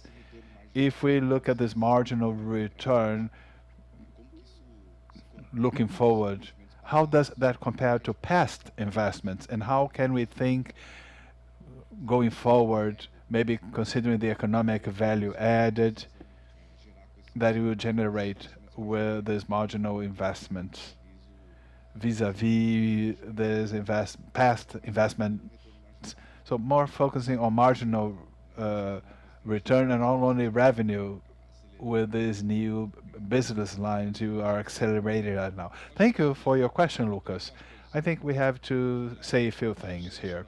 I think that WEG's success of always being able to generate attractive returns above the market is related to our ability to make modular investments when that's possible. We increase capacity according to market demand. This really helps us keep this level, but at times we have to take one step ahead, like building a new plant like this one that has been announced for WEG Energy. Is not about increasing capacity. It's something totally new, as Kuba mentioned, will lead to the capacity of producing synchronous condensers from 100 to 300, and these involve sizes. These are 600-ton machines, and you have to have the facilities to manufacture them. And such level investments, of course, will lead to some settlement because in ROIC. Because first you have to have the infrastructure in place, so that then, well, we start with the plant and then you fill the plant. Something I always tell you, operating at a level above 30, 32, which is what we have, that's great.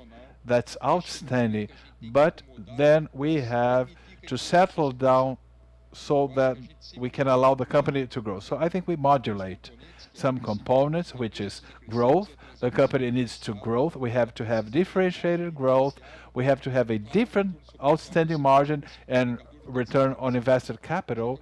It has to stand out. But sometimes it's hard to have everything at that very high level. But the message is, even if we settle down, our mission here is to deliver returns or earnings above the market average. Investment in T&D today helps a lot. These are new plants, but this is a business that is operating today with never before seen margins, because everybody wants transformers, and people will still want transformers for the next years. Can we have a transformation? Yes, that's possible, but we still will be working so that if the settling down, if it happens, it will be at a different level.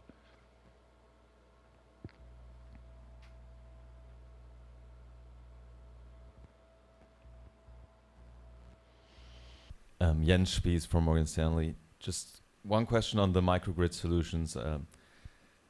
it seems that most of the use cases you were mentioning are in Brazil, if I'm not mistaken. So how easily is it to scale projects outside Brazil, in the US and other regions in general? And secondly, talking about the flexibility and the tariffs, just if you could give us a sense of profitability per region. I guess in Brazil you have the highest profitability. How does Mexico rank versus Brazil, China, other regions, just to understand how we can factor that in. Thank you.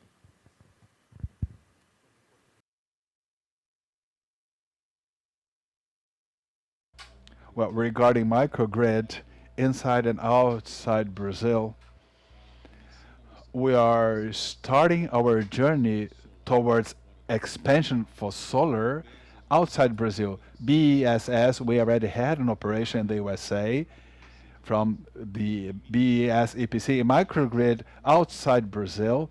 No doubt that's a movement we are preparing to, but of course we have to first have the learning curve in-house. But for example, in the USA, which you've asked about, I've just returned from the USA, and microgrids may be different depending on the place in the world. For example, in the USA, we saw, well, they like microgrids, gas generators with BESS for data centers.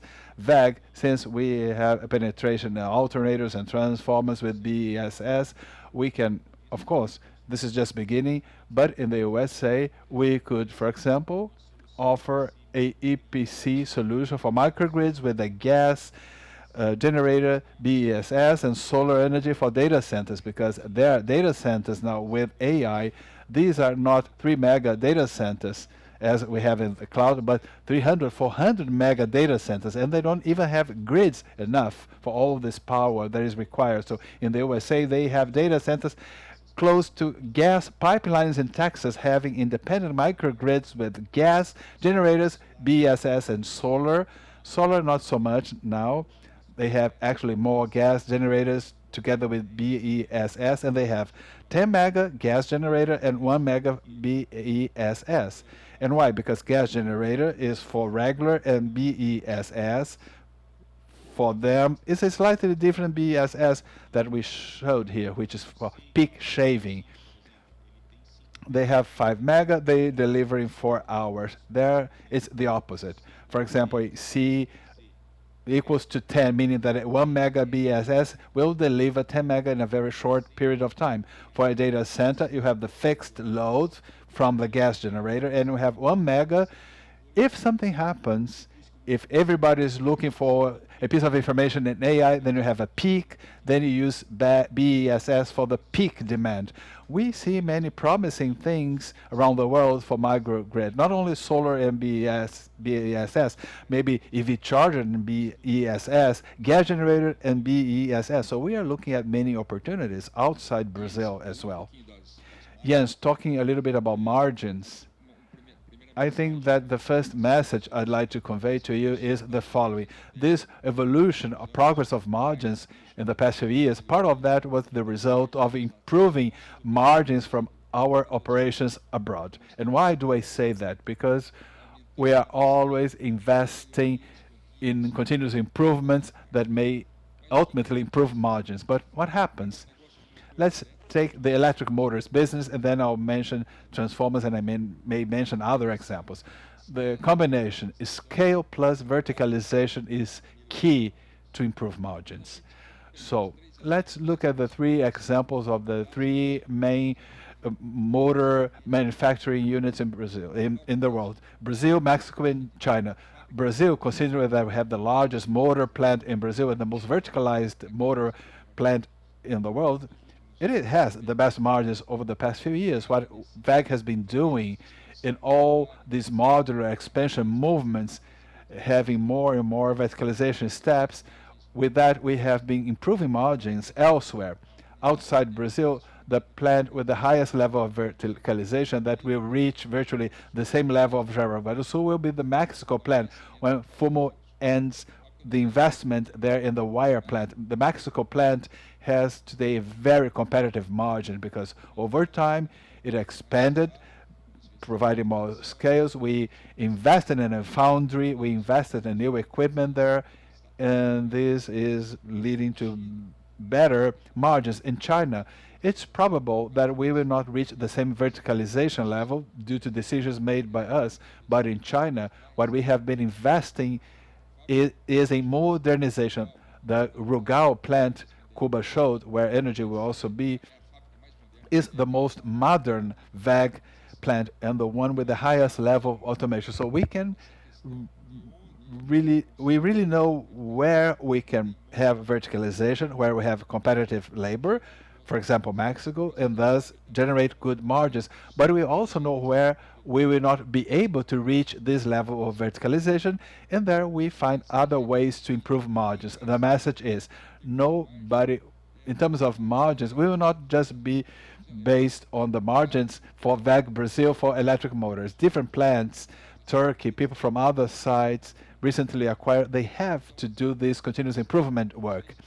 I'll mention you an example. I went to visit the Marathon plant in China. The chief executive at that time presented very proudly the margin they had there for motors, and these were decent margins for the Chinese market by Marathon. Pretty good margins. And at the end of the presentation, I told him, I'd like to congratulate you, but WEG's margin in China is double the margin you have here as Marathon. So when we are able to reach the level of verticalization, bring our process, the WEG way of working, if we do that, I think we can really improve the margins there. When you talk about transformers now, the margin in the USA, the margin in Mexico, the margin in Brazil, well, the work is done. The job has been done. Okay, but the USA has labor costs that is higher than labor costs in Brazil. But Carlos' team knows that they have to improve in all plants. So what they are doing right now in the USA, automation, where you have a very attractive return on investment. I really recall when we bought some other companies, the margins we used to have, these were break-even margins with other acquisitions. And what we announced to the market was, we know how to do that. It takes some time, as we talked about with Marathon. We know how to do that. We just need some time to make it happen.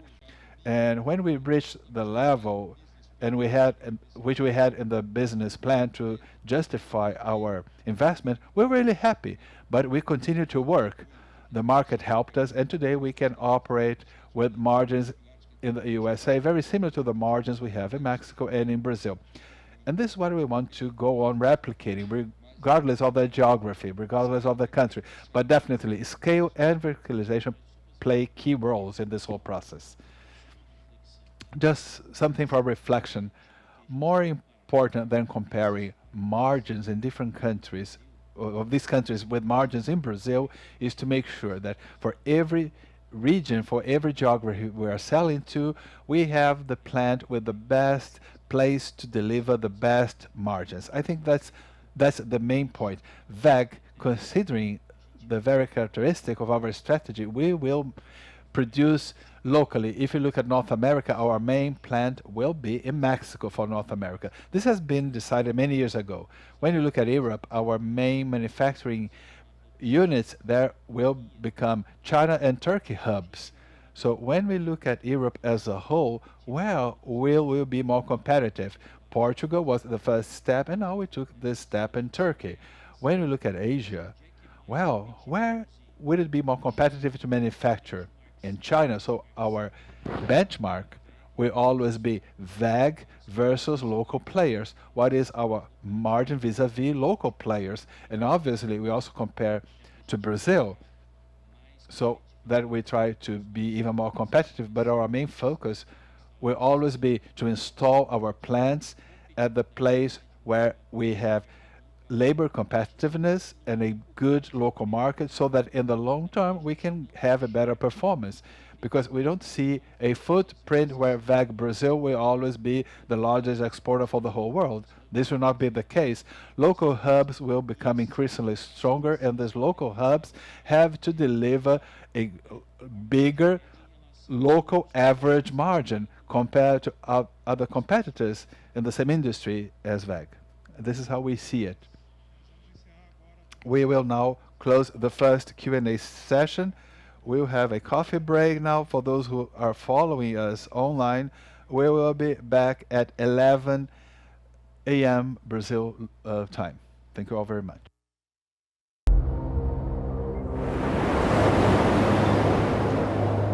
Nos ventos que geram mudança, nas tecnologias que acendem novas possibilidades, nos processos que se reinventam, na mobilidade que nos transporta para o futuro. Por trás de tudo isso, existe um chamado pelo novo, por novas ideias, novos caminhos, novas soluções. Não é a voz de alguém que faz esse pedido. É a voz do mundo. E quando o mundo pede, a WEG faz. Faz por meio do aproveitamento das energias renováveis, que usam a força do ar, da água, do sol e da biomassa para abastecer cidades, transformar realidades e mover economias.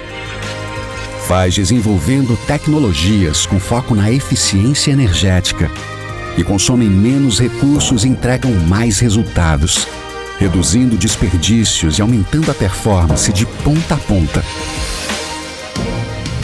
Faz impulsionando a mobilidade elétrica, que carrega diversas possibilidades e reinventa caminhos para um transporte mais limpo e com menos emissões de poluentes. É progresso em alta voltagem, a cada pisada no acelerador. Faz trabalhando a inovação que gera eficiência operacional, com a automação, eletrificação e digitalização dos processos produtivos, tornando as indústrias mais conectadas, mais competitivas e mais preparadas para o amanhã. O mundo pede eficiência. A WEG faz com inteligência. O mundo pede sustentabilidade. A WEG faz com responsabilidade. O mundo pede futuro. A WEG faz no presente. Tudo porque, quando o mundo pede, a WEG faz.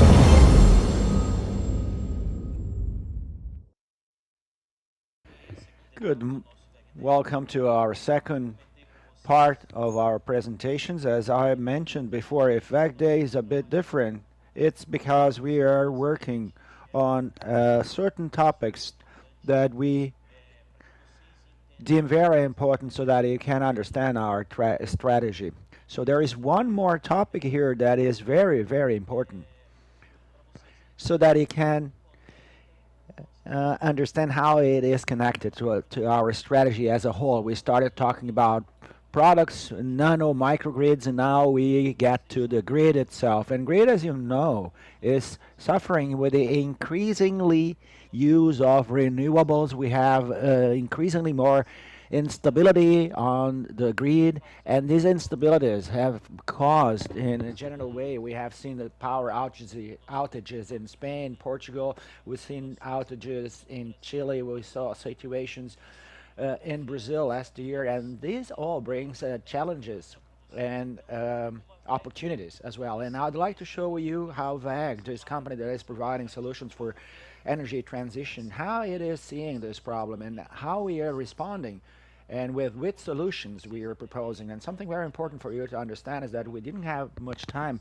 to explain because WEG acquisition was after WEG Day last year, and I'd like Carlos Grillo so that he can explain to every one of you what is the vision of WEG within this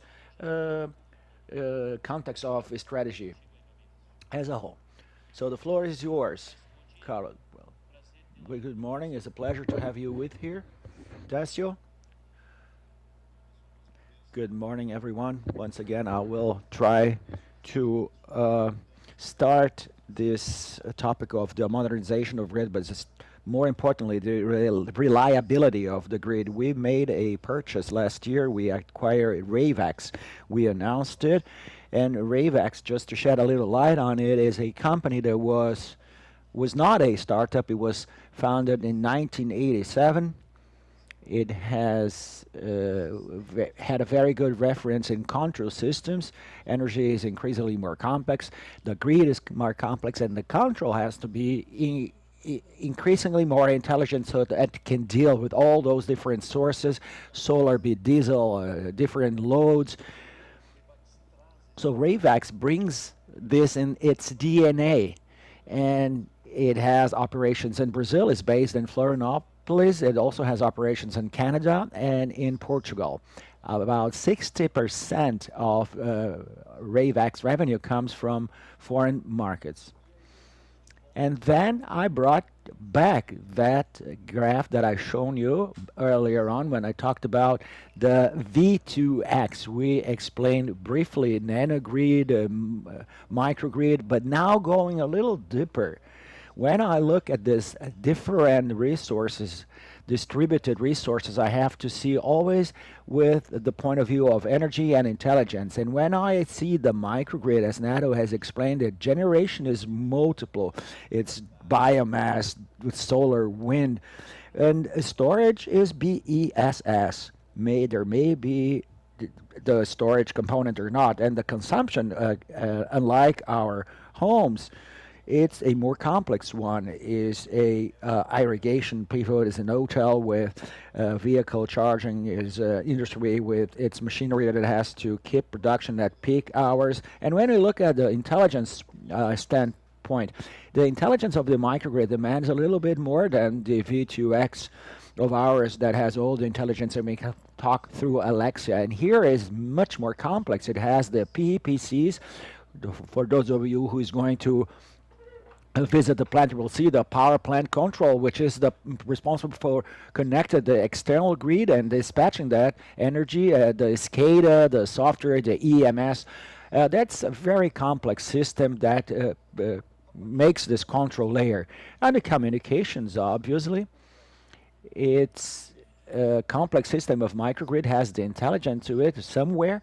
It makes a decision. It has to send a signal to the solar panel to tilt a little longer, send a signal to a biomass generators to increase the voltage, whether the voltage has increased. And so it controls everything. The hydraulic control may also control the electrical part of a general, but also the tilt of the fans of the turbine. So you have to control from a decision from the intelligence. So that takes place in the microgrid on the machines that are involved. And the orchestration, in this case, we are talking through Alexa, and that I do it myself. But in the microgrid, no, you can connect the utilities. And one new thing is the grid code. Every country has their own grid code I have to collect. One thing is Brazil with the OMS, the national operator. Something else is Norway's system. So the grid code, the understanding of the grid code is very important. In the traditional grid, which is the topic of this very presentation, is a similar thing. The difference is that the energy and generation may have other components. There could be nuclear. Brazil has a nuclear power plant. There may be gas.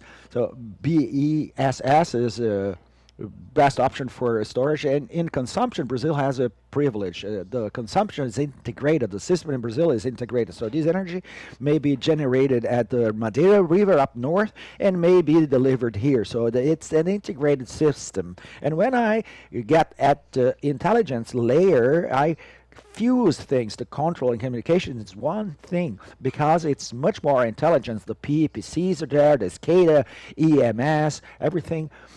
But here, apart from respecting the grid code, I have to model.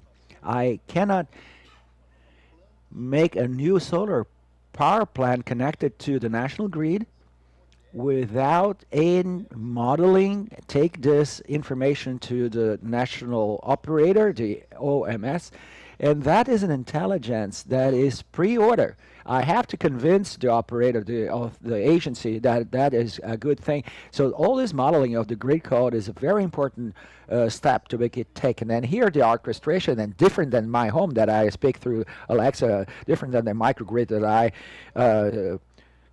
talk to my client to see what is the components here.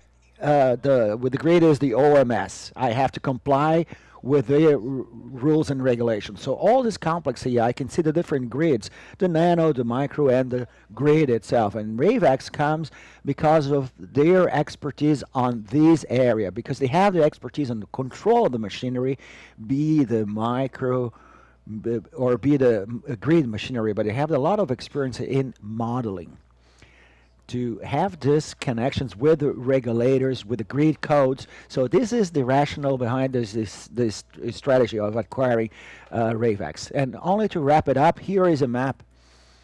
There is not very glamorous, but it's a diagram of the national integrated system. Every line of this is a river in Brazil. And watersheds and these nodes here is a power plant in Brazil. And 20 years ago, about 90% of Brazil's energy came from hydroelectric, from water power plants. And 20 years on, where is this difference? What's the differences with the renewable, solar and wind? And solar and wind has an inverter, voltage and voltage that switches, and every problem, instability, a short circuit, it will break. And there is a little inertia. So that's why the equipment for higher inertia to give this protection. And coming back here, the rivers of Brazil, the border of Brazil and French Guiana, here with Uruguay, there the Amazon River, you can understand, here the San Francisco River, here the Jacuí River that flows into the Patos Lagoon. So 60% of our energy comes from here, and Ravex is only on those ones. So all the control system of Ravex and all those hydro power plants, and here we have Itaipu, which I forgot to mention. So the importance of the intelligence of Ravex to support us in this journey into a more reliable grid, into a more integrated, horizontally integrated grid, since the transform and intelligence up to the service. Here, also what I have sent all the possible sources, they have to have a control. You control the BESS, the wind, the solar, the inclination of the tracking, the hydro turbines, thermal substations, and I dispatch this energy about power plant controls, organized by SCADAs, and I still have the synchronous condensers to give this inertia and consistency. And Ravex operates in all these junctions and all these machineries. Did you understand? Did you understand the importance of Ravex for WEG's strategies to supply all the solutions? Can you also get it that without Ravex, we would run a risk in our strategy for synchronous condenser? I think it's clear now. We have already mentioned that in the past, and last year, João Paulo said that when we talked for the first time about synchronous condenser, we gave you an idea that we thought that would be a trend, and we also sold the condenser function. Now I'll invite João Paulo, will show you what WEG has built, what is the solution we built in order to help grid reliability, because the issues we had recently around the world, this solution would help solve the issues we've had recently in different parts of the world. Good morning.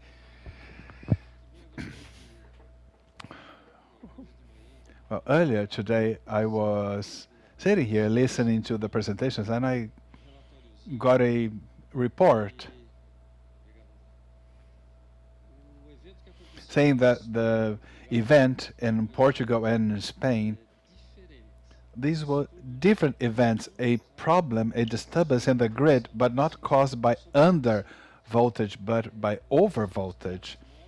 Data show that the problem was due to a consistent over voltage on the system, on the grid, meaning basically the following: excess power generation with a drop in demand, thus leading to over voltage. The voltage goes up, and the a system to protect the system started putting the systems down. So there was a lack of control. That happened in Chile for a different reason, and that happened in Brazil in August 2023 when a transmission line in the state of Ceará was down, and then 10 different states had power outages, and the state of São Paulo was affected, by the way. That happened. Well, this has been happening more frequently. And why is that the case? Because the grid has become increasingly less resilient. Let's take as an example a country like the USA. A power supply was by thermal power plants, coal power plants, 300 mega generators operating full load with fixed rotation to generate 60 hertz, which is the frequency in the USA. In Brazil, in Europe, it's 50 hertz.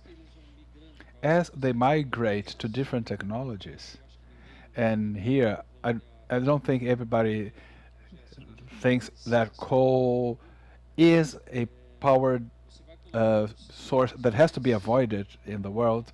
As we migrate, you have increasingly unstable systems. It's still valuable, but unstable. So synchronous condensers.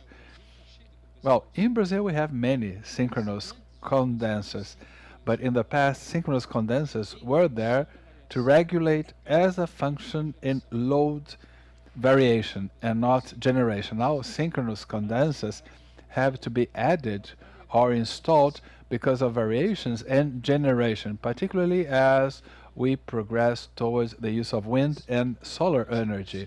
But what is a synchronous condenser?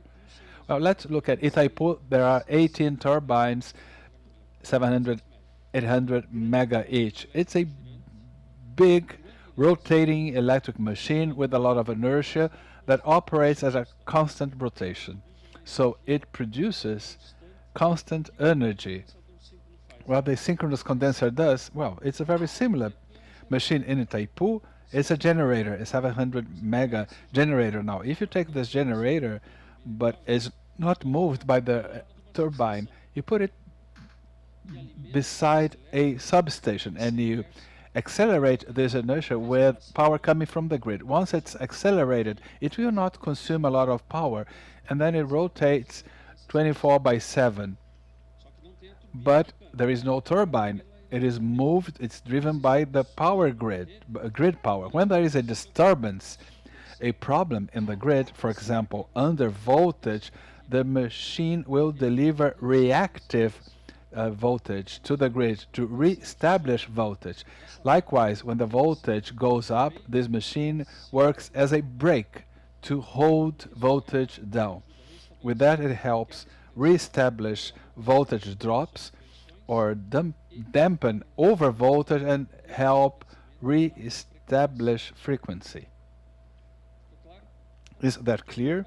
It's very similar. So it's a machine that just rotates and rotates, and in many cases it doesn't even have an axis point or tip.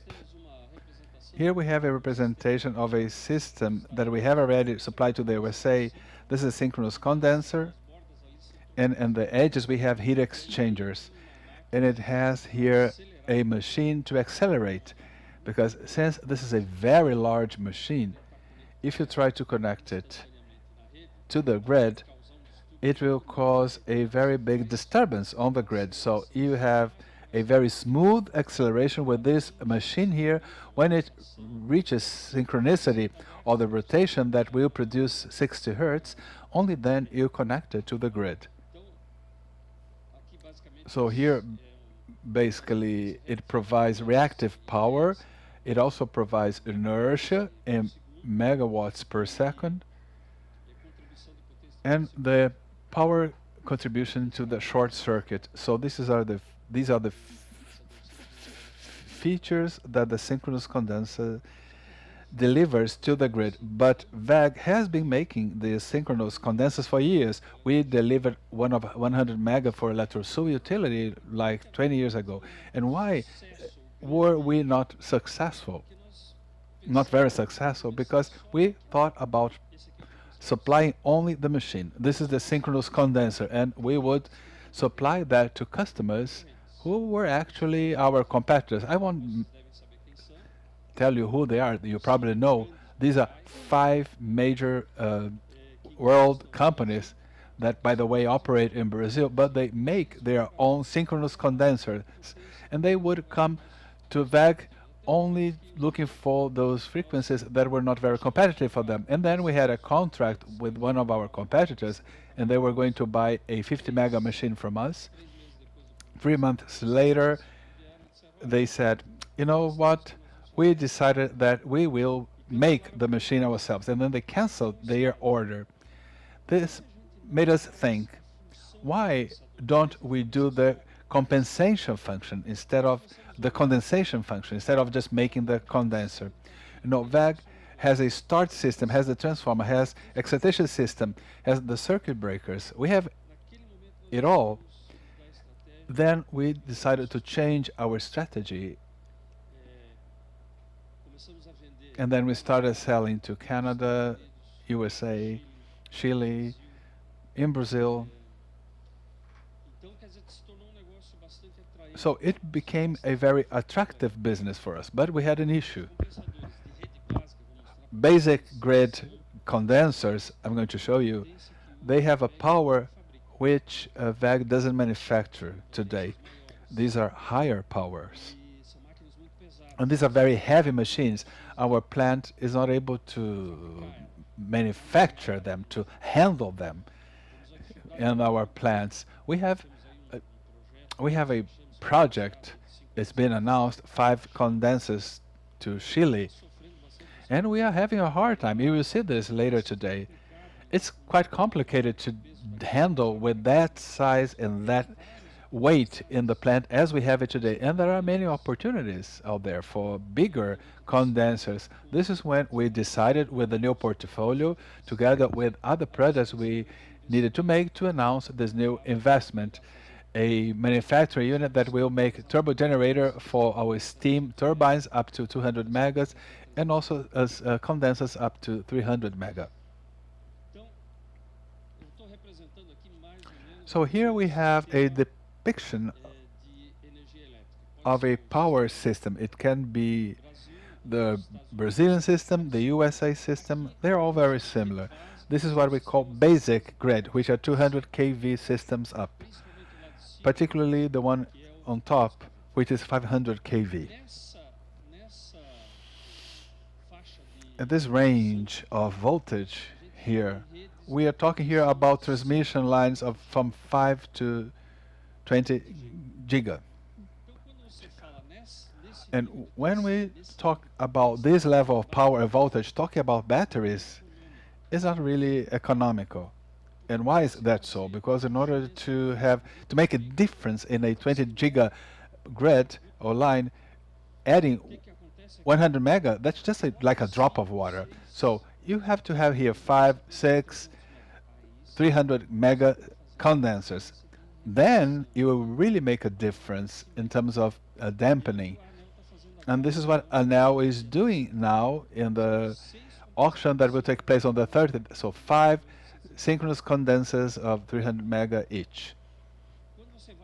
And here, 230 kV is still synchronous condensers, and we have various applications for distribution or for the industry. For example, we sold one synchronous condenser of 25 mega for ExxonMobil in Texas, because they have a refinery there which is end of line, and they had a lot of voltage swings which were causing problems to their process. So I don't know if it's already on the way.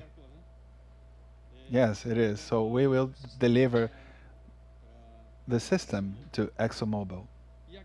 And here, when we talk about distribution lines, we still can have synchronous condensers, but these are 15, 20 mega condensers or batteries.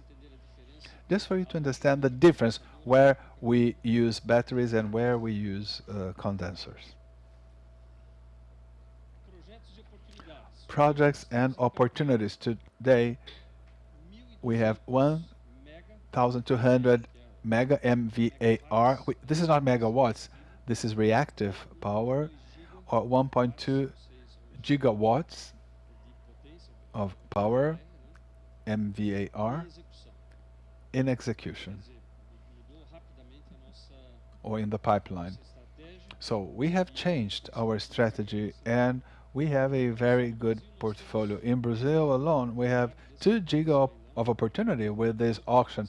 We have sold other condensers outside this auction. We sold that to the different utilities, and in Latin America alone, we have mapped almost 5 mega of opportunity until the end of this year. Almost 5 giga. So this opened up a new path for us. This is a system we installed turnkey, a whole execution beside an already existing substation. The customer, Versant Power, asked us to make a machine house. Usually it is installed beside a substation or a wind farm. This is for Canada. This one went to Maine. So we have been making progress in this market. This is a very important point there, something we didn't mention when we talked about RAVAX. We are talking here about grid reliability. You see, all this challenge faced by the whole world, so RAVAX comes from a control system retrofit. So control, correct me if I'm wrong, João Paulo, control is updated much more often than a machine repowering. So acquisition of RAVAX gave us the know-how of the control for the Brazilian system, and RAVAX also operates very strongly on the retrofitting part of this system. Later we will connect that to the service area.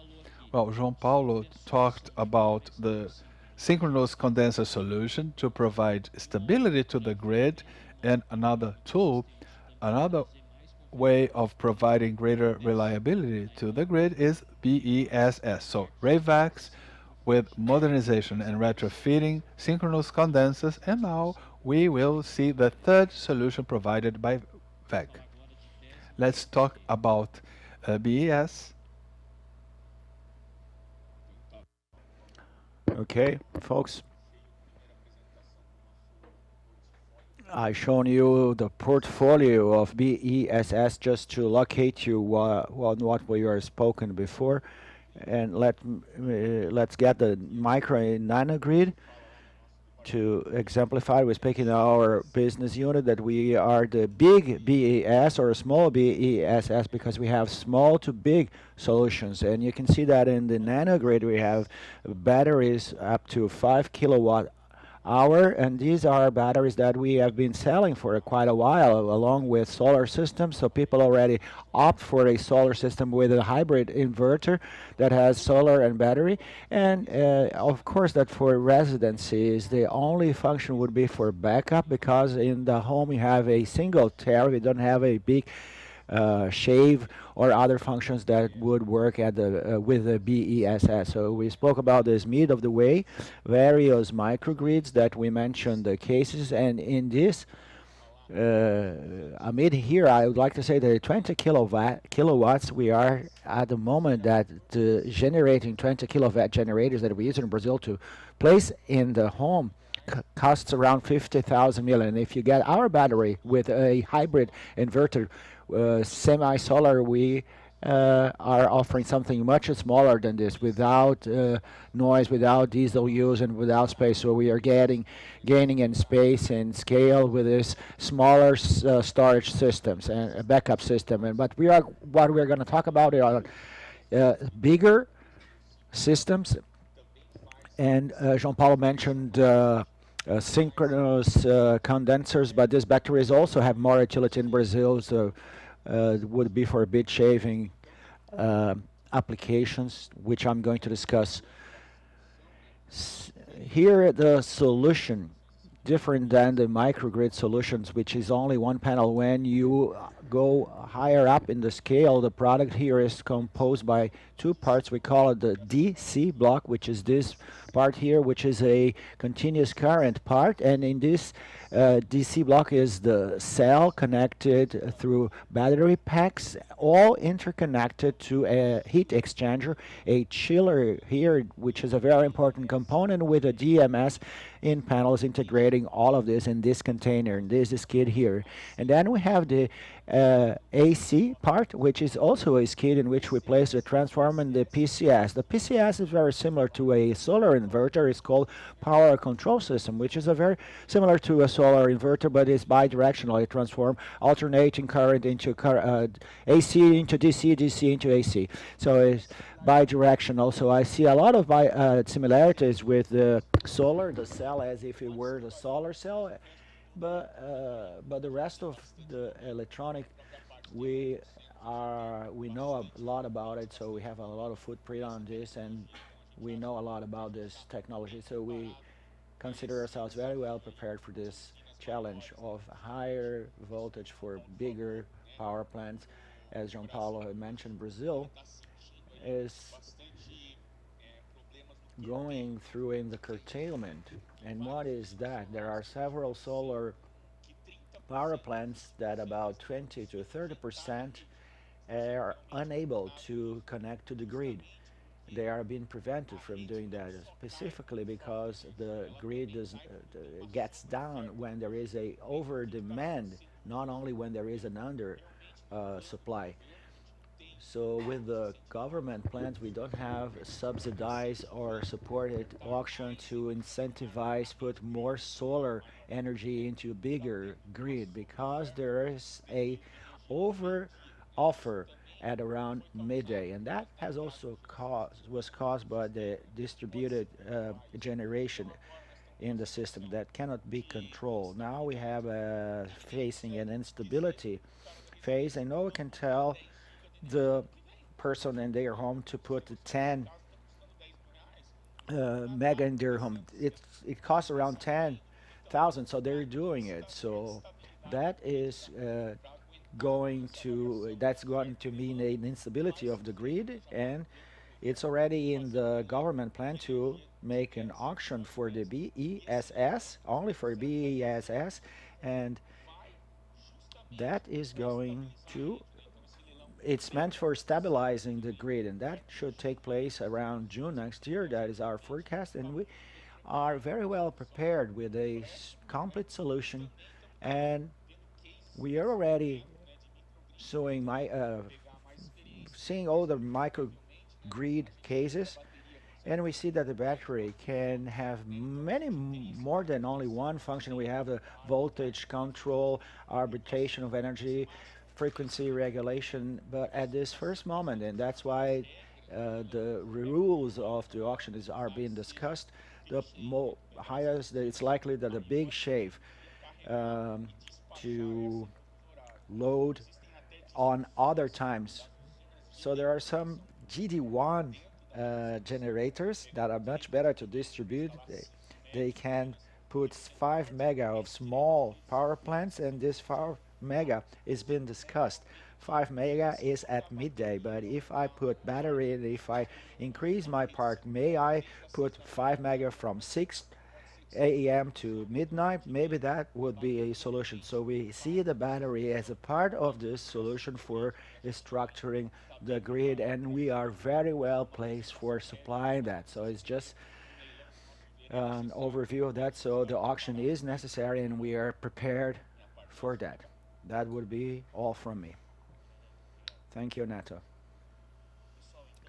Well, people. So just to bring all these topics together, grid reliability, we are speaking about control system in which WEG has this control, this expertise with RAVAX in the auctions and the opportunities that are coming up.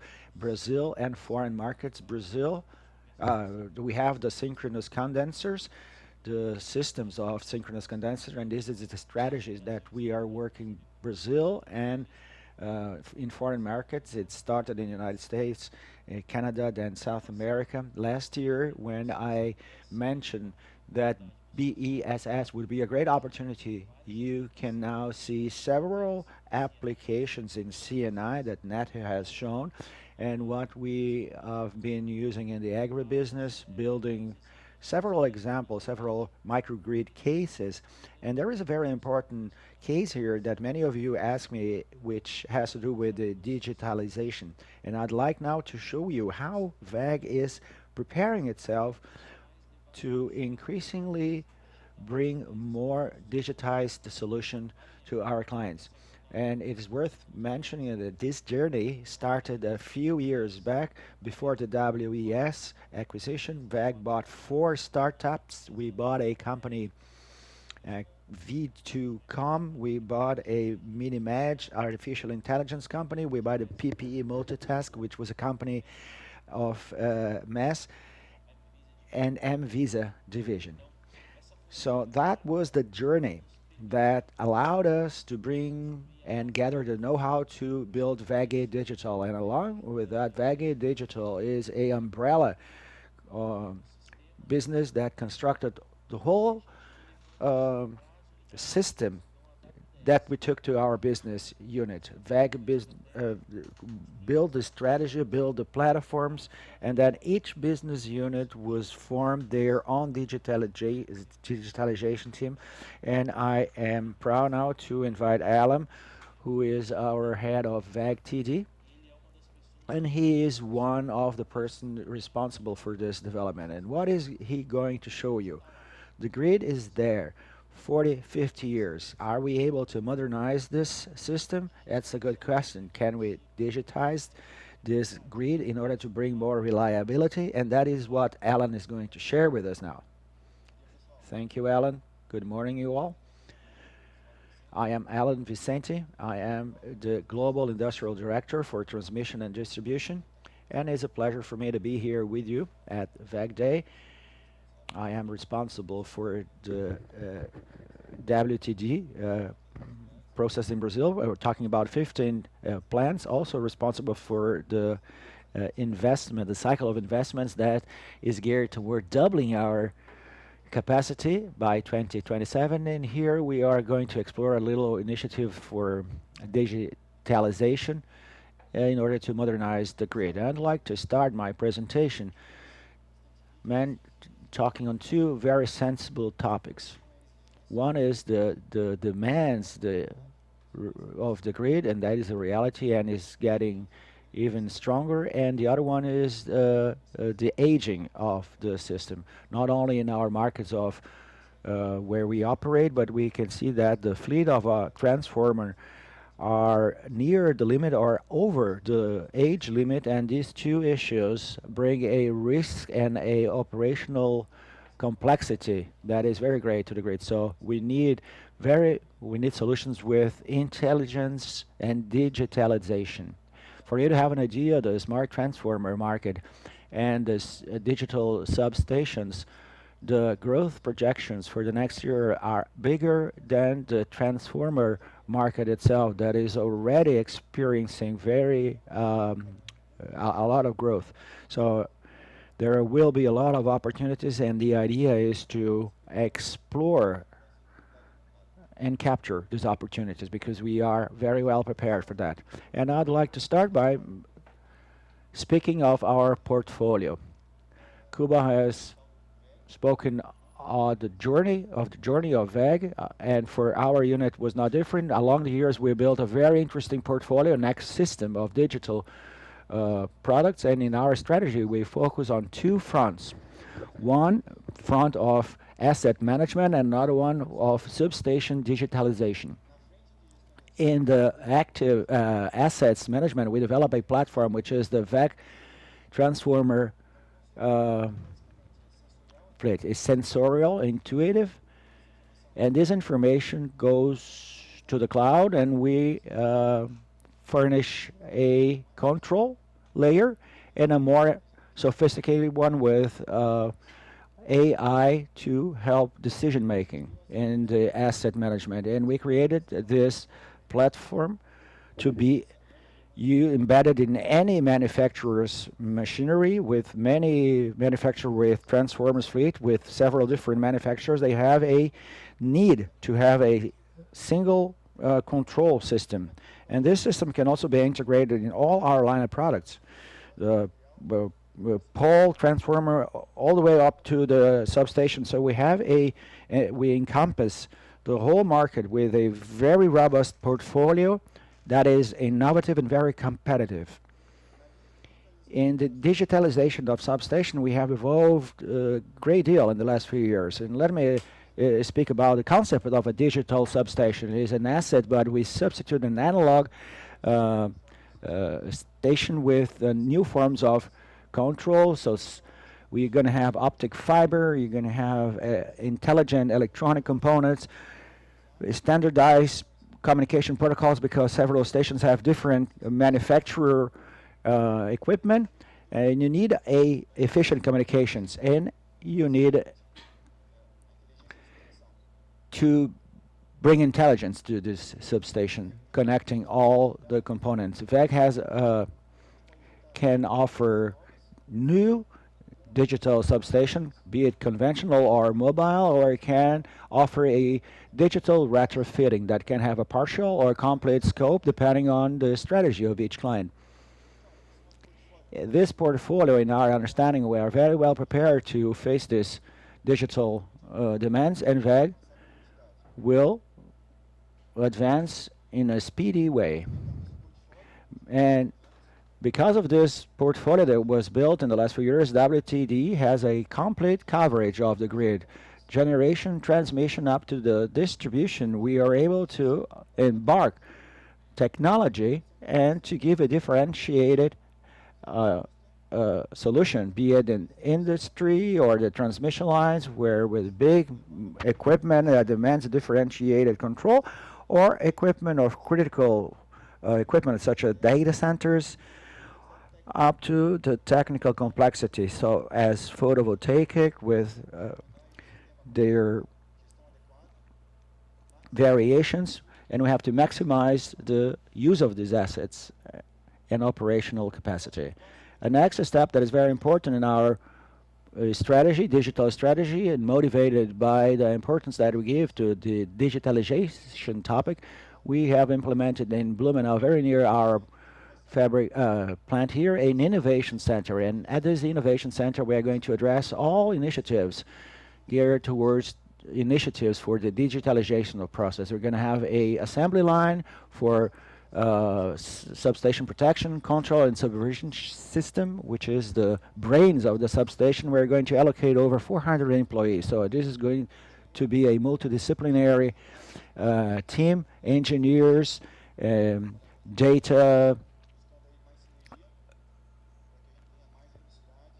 so that we can have more competitivity and velocity. And we know that the digital world moves very fast, and we have always to be a step ahead. And I will show you a few cases. The first one is digitalization of substations, cardio. This was a pretty interesting case.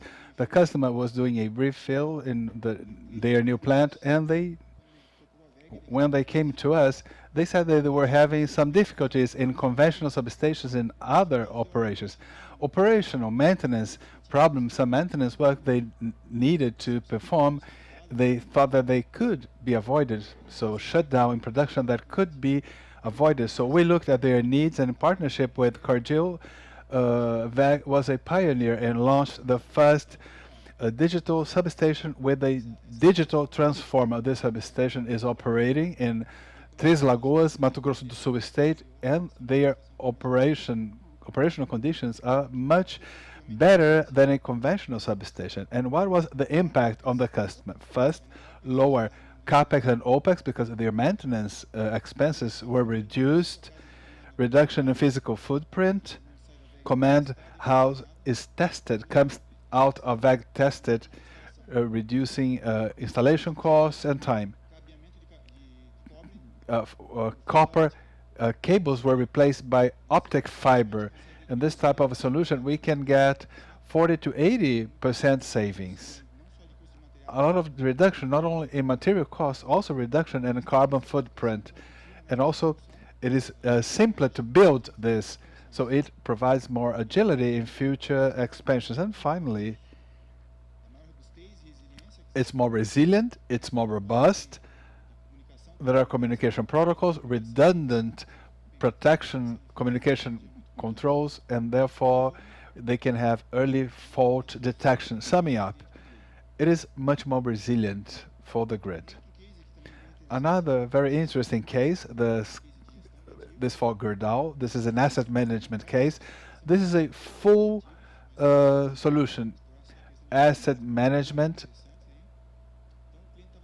and digital solutions. So they were having a hard time. This was a plant in Ouro Preto in the state of Minas Gerais. They had a 2 MVA transformer and they were having many issues of production shutdown because of grid instability.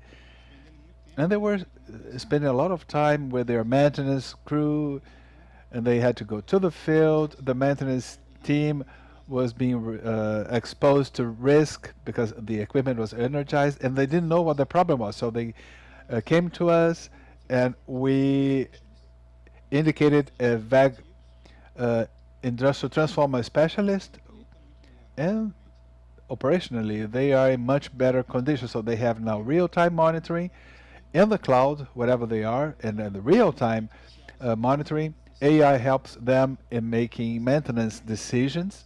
Now they have more prescriptive and predictive maintenance.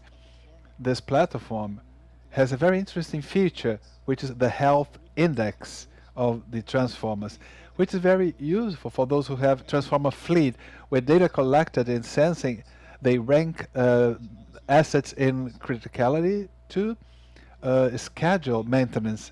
And today, they have greater availability and reliability in their production. And to wrap up my presentation, this is a very special case. I don't know if you recognize this picture. This is the largest industrial motor plant in the world. It's our plant here in Jaraguá do Sul. And here we have a lot of digital solutions. We have a digital substation, an asset management system for the plant and for the transformer. So we did all that to have more reliability, more efficiency, and more simplicity. So this is the things we do, and this is the things we believe in. And we also think that the future of the grid will be digital. Thank you very much. Thank you, Alan. Here we have some interesting messages for you to see how we scale our businesses. So a few years ago, we were talking about digital WEG, and we would show our wire factory. And we do that through a dual strategy. First, you use it in-house, improve, and then you take it to the market. WEG Digital was really outstanding in consolidating the technology, and each business unit is scaling it up. What Alan has just shown you today is a new growth vertical, because this will open up new opportunities for us to work on the grid, on what is already installed, right, Carlos? Where we can provide a service layer, where we can provide a layer for control retrofit, where we can digitalize to provide greater reliability to the grid. And this doesn't compete against our transformer plants. And that's great news. We have a center today for the development of digital solutions with WEG TD, which is in another location in Blumenau. We have 400 employees working on this team to show you that we work with so we want to get speed, mass, and deliver new transformers. That's one thing. But we also believe that delivering only transformers is not the future. We will deliver transformers and also the controls for the asset, which is what WEG Digital is doing together with the TD SIM. TD is digitalizing the process and the assets that have been installed 45, 50 years ago in order to prioritize, knowing where the service team has to do repair work or replace products. We are coming to the end. Now I would like to talk about the last step and this idea we had in terms of providing grid reliability.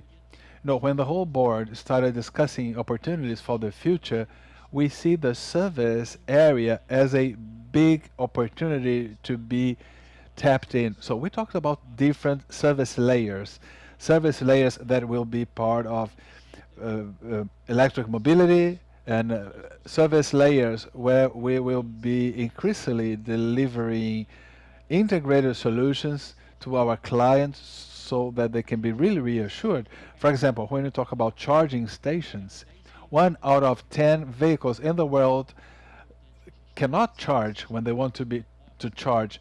It is important that that team, the box team, knows what has to be done, what has to be updated, so that these charging stations can work and are operational for any vehicle, either a brand new EV or one that has been used for some years. And when we work on services and in products where WEG is already a leader, I'm talking here about large machines. We shouldn't think that we will sell a 100, 200, 300 mega and have no services for that.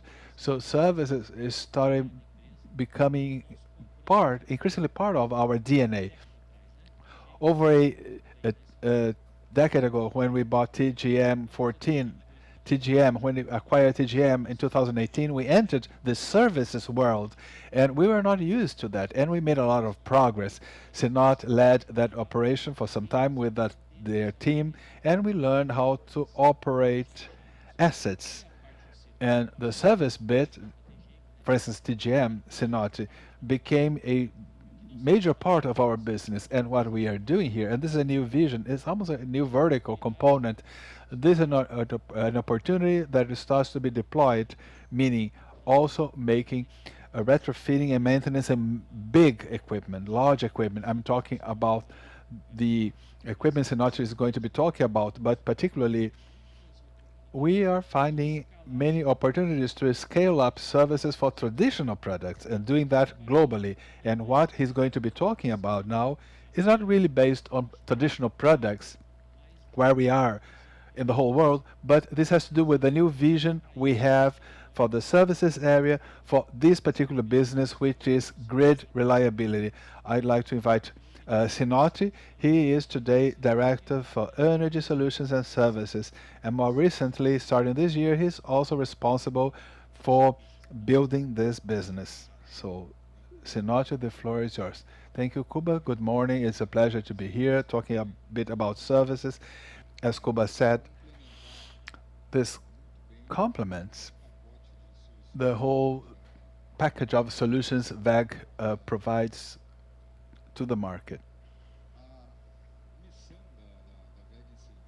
A WEG mission in services is to support our customers in their journey to guarantee the availability of their assets so that they have safe and reliable operation of their equipment. This is a representation of the grid.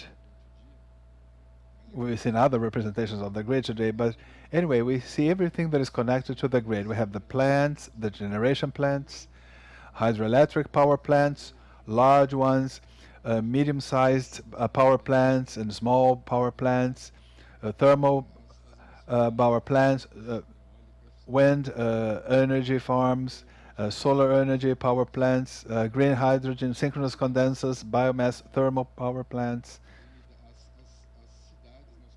and the cities, the consumers, where they're so the cities where there are shopping malls, everything, condominiums, industry, all that is connected to the grid. This is the reality of the grid. When I look at this picture, considering now services, what can we see here? We see here a huge industrial complex which is operating, which becomes bigger and bigger every year because every year we have more developments that are connected to the grid, and we have plants here that are older than 40 or 50 years. We have brand new plants, and they enter into different maintenance cycles, and these maintenance cycles be it for repair or retrofitting, or to have plants in conditions to properly operate. But we also have modernization of these plants. Cuba has already touched on that, but they enter into modernization cycles where they will update their technology, thus enabling to have better efficiency and also enabling them to reduce their operating costs. So when we look at that, this is a world of opportunities thinking about services. This is all available for us to work on. And this is something that applies to the whole world, not only to Brazil. The whole world has the same situation. What is installed has to be available and has to operate properly. This is the service baseline. This is the scope. This is the WEG product portfolio. We're talking about transformers, substations, generators, turbines, and gearboxes. They wear out during operation because of friction. So we have to schedule shutdowns. It's normal to so that they can operate normally. Uh, RAVAX, voltage control system, mid voltage drivers, and so on. And this is all part of the WEG product portfolio, and services will be based on this product portfolio. But the important thing is the mission. The mission is to support our customers in their journey to guarantee availability. Then the brand doesn't matter what. So we will support our clients on their needs, no matter what the brand of the equipment they have is. Looking at the scope of services, from retrofits, repairs, and wear correction, this is the basic, which can be done either in the field or in our workshops and plants. Modernization and repowering of plants.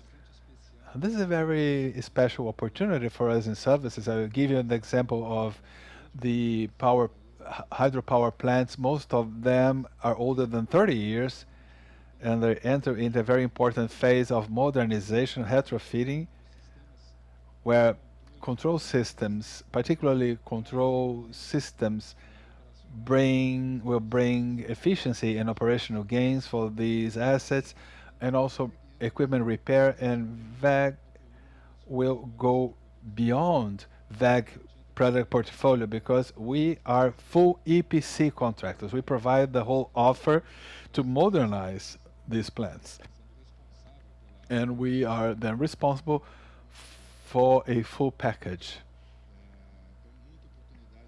A lot of opportunities here in terms of plant modernization. Of course, this is not limited to hydropower plants, also thermal power plants. Talking now about monitoring, WEG RM Guardian, for rotating machine Guardian, RM Guardian.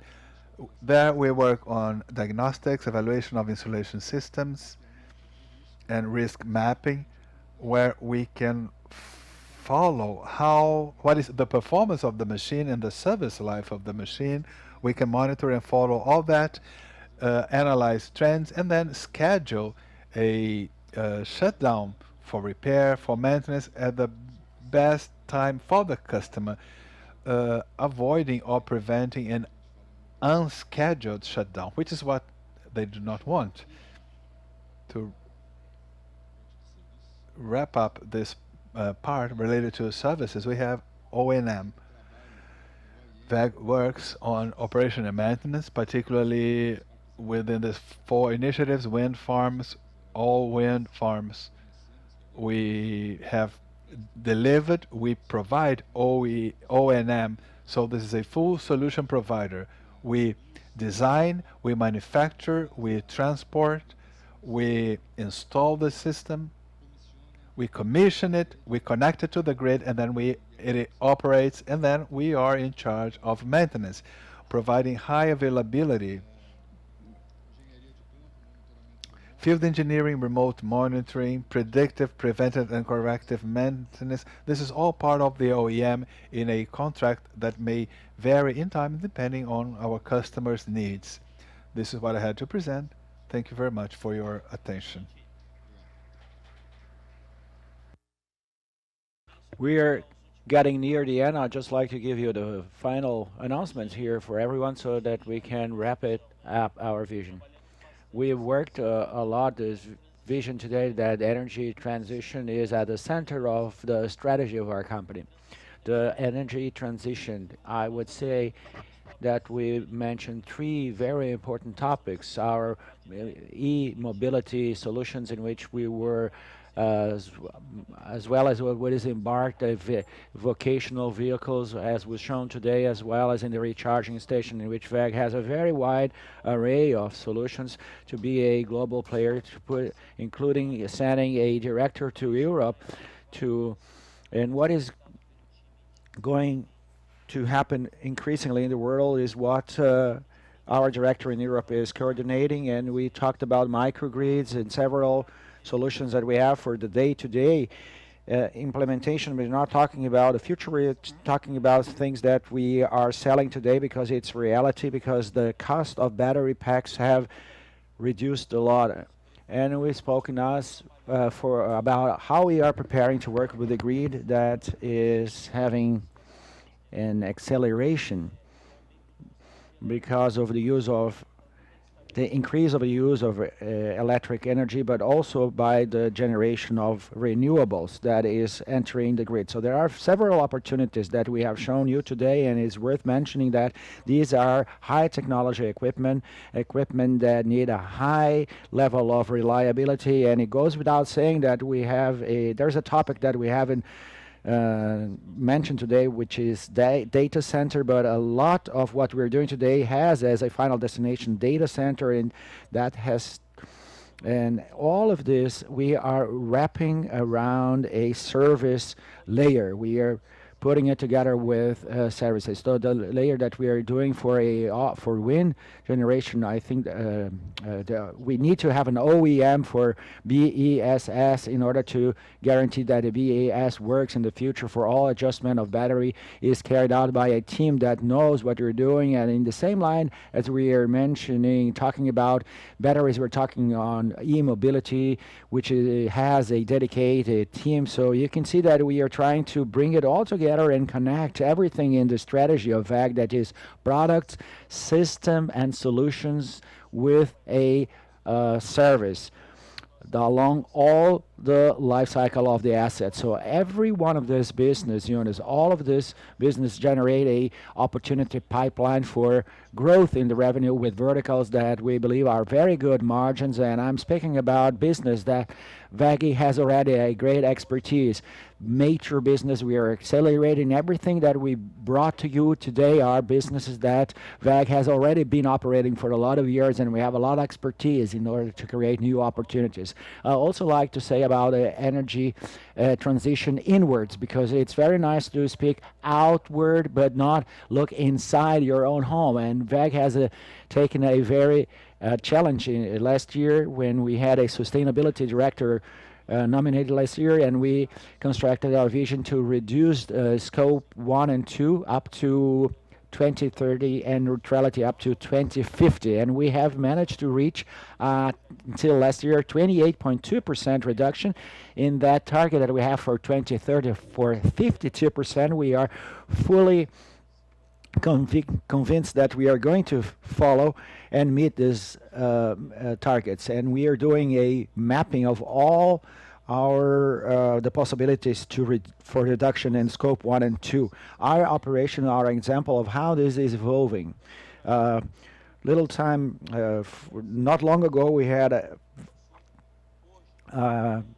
limited generation and transmission, and then apart from 2 SPS for solar energy generation for our own use, we have several plants with solar energy supplying. So we're talking about Austria, we have an example of Mexico, China, but also we have in Portugal, we also have in Turkey with a new condenser plant. In all places that we can work with renewable, we are doing so, and in 2024 we reached 70% of all the use energy coming from renewables, and we are going very well along this new journey that we set ourselves. And I'd like to announce something that is new. We have approved our reduction targets with the OSBT, so there is a scientific methodology behind this to validate our calculations, and we have also included the scope 3 reduction. So we are following global trends in emission reduction. And WEG, for all these steps that we have taken the last 3-4 years, we are recognized by several international organizations, such as EcoVadis, that attest for all the efforts of the company in order to look for sustainable solutions. And WEG wants to be a reference, not only in terms of what we sell, but also on what we do in home. So to wrap it up, I would like to end by a very brief message on all that we have discussed, because many of you have asked yesterday about all that is going on in the tariff conflicts and geopolitical conflicts that are going on. And first very important topic is all the strategy for long term remains intact as it was when we made our strategic we mitigated. We had already example to mitigate, and we are an example for the world industry of a global footprint, differentiated and diversified portfolio, and we have always had the focus on opportunities with the eye for the mitigation of risk. We were never only for the low cost, and along the time I think we have made it to translate into consistent growth. An important point that we comment here today was so there is a big pipeline of capex of major business, 2.5 billion in T&D ongoing. That part is going to be finished next year, and in 2027 the great volume of new plants coming into operation. And now we have started a new phase, which is the phase of WEG Energy, in which we are looking increasingly to operate energy preparation to increase in the motor production, in which WEG wants to have a bigger and more relevant share, given all the growth that we've had in industrial motors so far. And this new investment opens up a space in the plant of Jaraguá do Sul, in which you're going to visit today, how full it is, to increase the scale for higher, medium and higher voltage voltage motors. And with that, we open up a new plant that is going to allow us to wrap all the portfolio of electric machinery. WEG is becoming a complete player in this area, and with this capex we are going to form the greatest center for great machinery, electric machinery. So I think WEG has constructed, thanks to the vision of the founders, they always had this vision of innovation. They always had this long-term vision, and thanks to that we have over 4,700 engineers in the company we managed in Brazil. Given the context of the company taken in Brazil, we were able to attract even more engineers. We are making a new center of engineering to specialize in this kind of technology, which is kind of an old-fashioned technology when we look at Europe, for instance, for this synchronous condensers. Global footprint and verticalization of a process are part of our culture. So see that everything that we are placing as capex, we are trying to make it the more vertical possible way that allows us for controlling of quality and chain and everything, but increasing our competitiveness. And we are looking now at a scenario of high demand cycle, but all demand is cycled. So I hope that it comes in coming decades, and I hope I'm not the CEO anymore, but the world cycles itself, and in one given moment there will be more demand and more offer, and we are preparing ourselves with verticalization and competitiveness to be ready to compete in the future as well, in which that we're going to have a bigger challenge to bring new entry sales indoors. When we have several things working as such as we have today is more difficult. As you see, it's a lot of the future that we're bringing to you is digital solutions, electric mobility solutions, all micro and nanogrid. These are all things that we believe that can translate into great verticals for growth along with services, because with this magnifying glass that we placed on this, this is going to bring a lot more sustainability in terms of margins when we grow these revenues. Services obviously have a greater margins, and that will help WEG to grow with quality. Thank you very much. I think we have a Q&A session now. Thank you very much.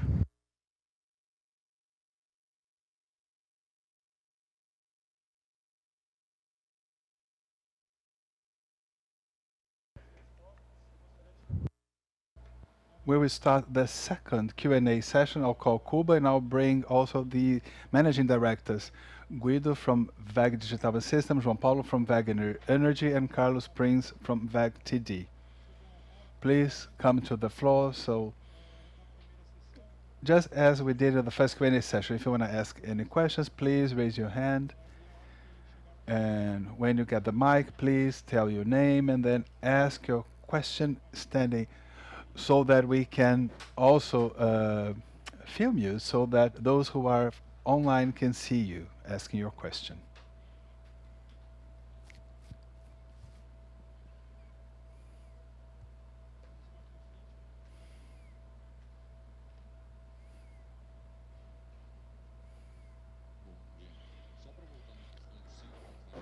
Going back to the synchronous condenser question, if you could talk more about this market. Is it easy to sell to this market, or do you have to work a little bit? Thank you for your question. For the new plant, we have some products we will take or remove from the current manufacturing plant, which is production of turbines for water power. Maybe some of the wind turbines too, they will be taken to this new plant. This is part of the plant. Now, bigger machines from this plant here, they are at the limit. You will see today synchronous condenser for Chile, which is a very big machine to be made here. It causes a lot of disruption, flow disruption in the plant. This will be manufactured in the new plant, but the main goal of this new plant is what we call new portfolio. Products WEG doesn't make today and that we'll start making. I'm talking about synchronous condensers, 150, 200, 250, 300 MVAR, synchronous condensers, which is a product we don't have today, and also turbo generators up to 200 mega, which we make today up to 100 mega. So this is a very significant progress also to work with steam turbines. But the important thing to say is we have some opportunities to start this plant with big synchronous condensers. This is going to be an auction. I don't know if we will win, if we get it. We will know that in a few months. Maybe the plant will start with good load. But anyway, we are not counting on that. The important thing is to have the infrastructure in place in order to be able to start production when we start having the sales. I showed you before that there are many opportunities. 5 giga just outside Brazil, in South America, 2 giga in Brazil. And there's a big opportunity in the world. This plant will supply to the world because we have no other plant that can manufacture this type of equipment. This is going to be the first plant that will supply to different markets around the world. So this is a journey with this new product portfolio that may take some time for us to fully use our capacity.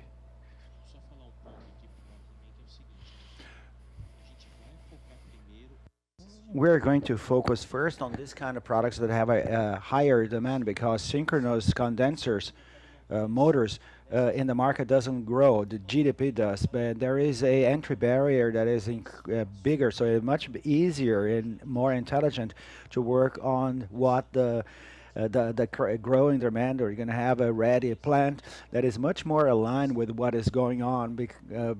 Because if you go to a major market, WEG has to open up new ways, so we have to put more revenues in order to grow more rapidly, and then we evaluated opportunities in which we can grow with less efforts but with good margins. So that is the vision.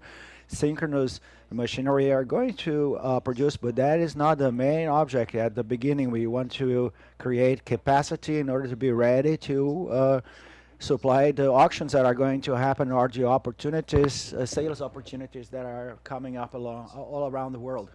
And to add one point, the products that we have today, the entry of orders this year is very good, and our plants are at full capacity. So this capacity addition, the increase of capacity is going to will allow us to open to enter into more agreements to make more sales. Thank you. Good morning. Thank you for the opportunity, Daniel Gasperi at DBA. Two questions. Thanks for the participation. First, in this increase of capacity, we commented that this capacity is sold in 2027. Just to understand a little bit, how do you see this dynamic of this price in the dynamics of 27? Is similar to what is going on? You see oscillations. And the second question is, how do you see the prices looking a little bit forward? Well, because I think the other competitors are increasing their capacity, so other players are also increasing their capacity. How the dynamic of prices is going to behave when the whole capacity of the market is also increasing their production? First of all, in terms of adding capacity, we started adding capacity started in the second half of 2026 with Baltor operations and instrument transformers, and also with the first phase of the Betim plant expansion. Here we are talking about large transformers. As we have the main equipment from the plants guaranteed, as we guaranteed that the main equipment, we will make sure that we have the proper filling of these plants, meeting the schedule. So the price level, well, it's the price we have in the market today. So this is a price stability. Now for 2027, most plants are operational. Well, start operations in the second half. So we are now planning the occupation of these plants, provided that we have reliable deadlines. And what we see today is price stabilization, both in Brazil and in the foreign market. So talking about a forward vision, future vision, it's kind of uncertain because we see many unexpected movements, tariffs in the USA, the things we see today in the international scenario. But I would say that we have stable prices today.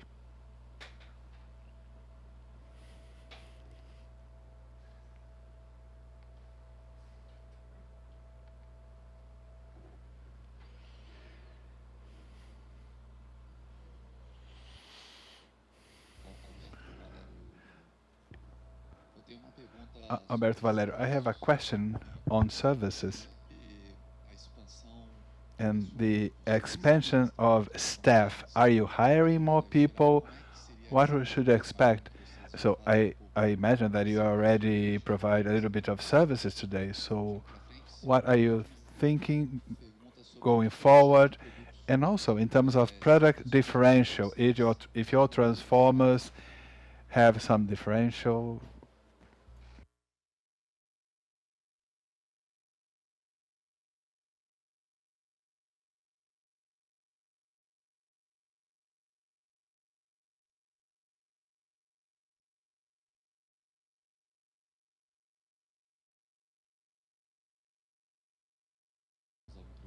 Well, sorry, I'm learning how to use the microphone. Well, the second question is related to transformers. Uh, do your do your transformers have anything different regarding your competitors' transformers, particularly in the USA? So I'll talk about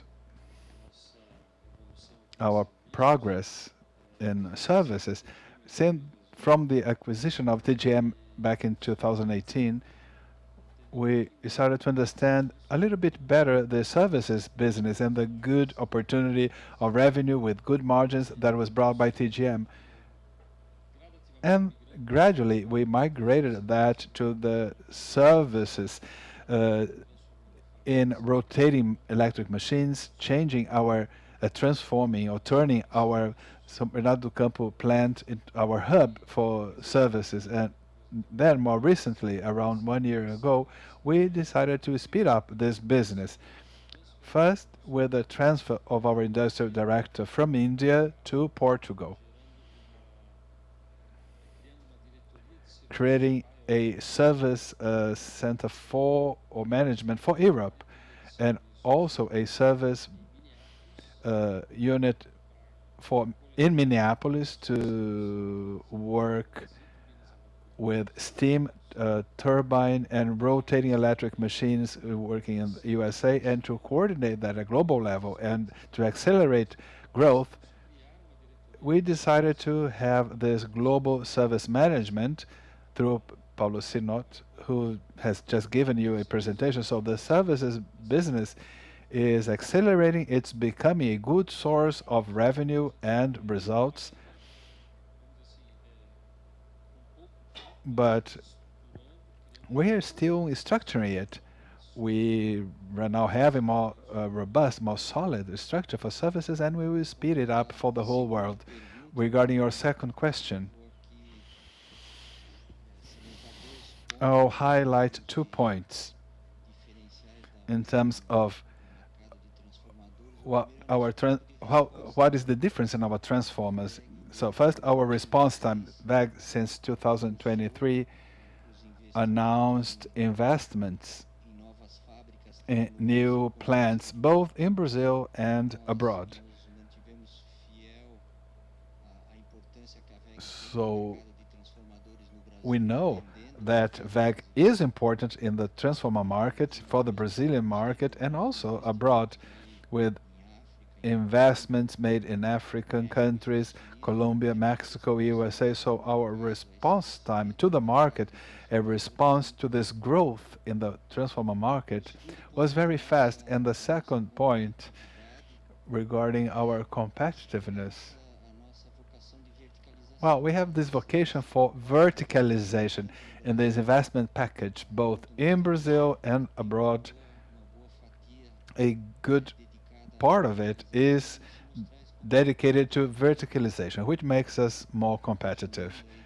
Summing up, response time and competitiveness are things that really make WEG stand out.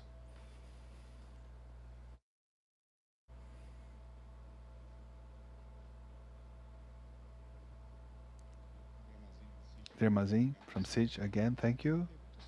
My question is about a specific product that you don't make, gas turbines.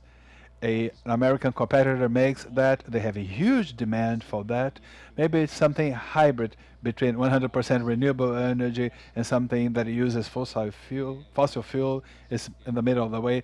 There's part of it that uses internal combustion, but there's an amazing demand in the USA. What is your take on this product? A few years ago, like 5 years ago, we thought about it, we talked about it. We mapped and looked at some manufacturers around the world, and we didn't really find anything that was really interesting. Either it was a very big, well-established manufacturer that very probably we couldn't afford, or it was something that was very rudimentary. We didn't go on with this plan. We have no plans of entering into this business, and maybe a good driver for that is the following. WEG today provides many solutions for power generation, and all of them are renewable. A gas turbine market is a necessary and very interesting market for energy security, but it's not part of our scope and it's not part of our plans either. Well, if we have no further questions, we will close the second Q&A session and this meeting. I would like to take this opportunity to thank Dr. Décio da Silva, the president of our board. I would also like to thank Cuba and all the directors for their presentations today.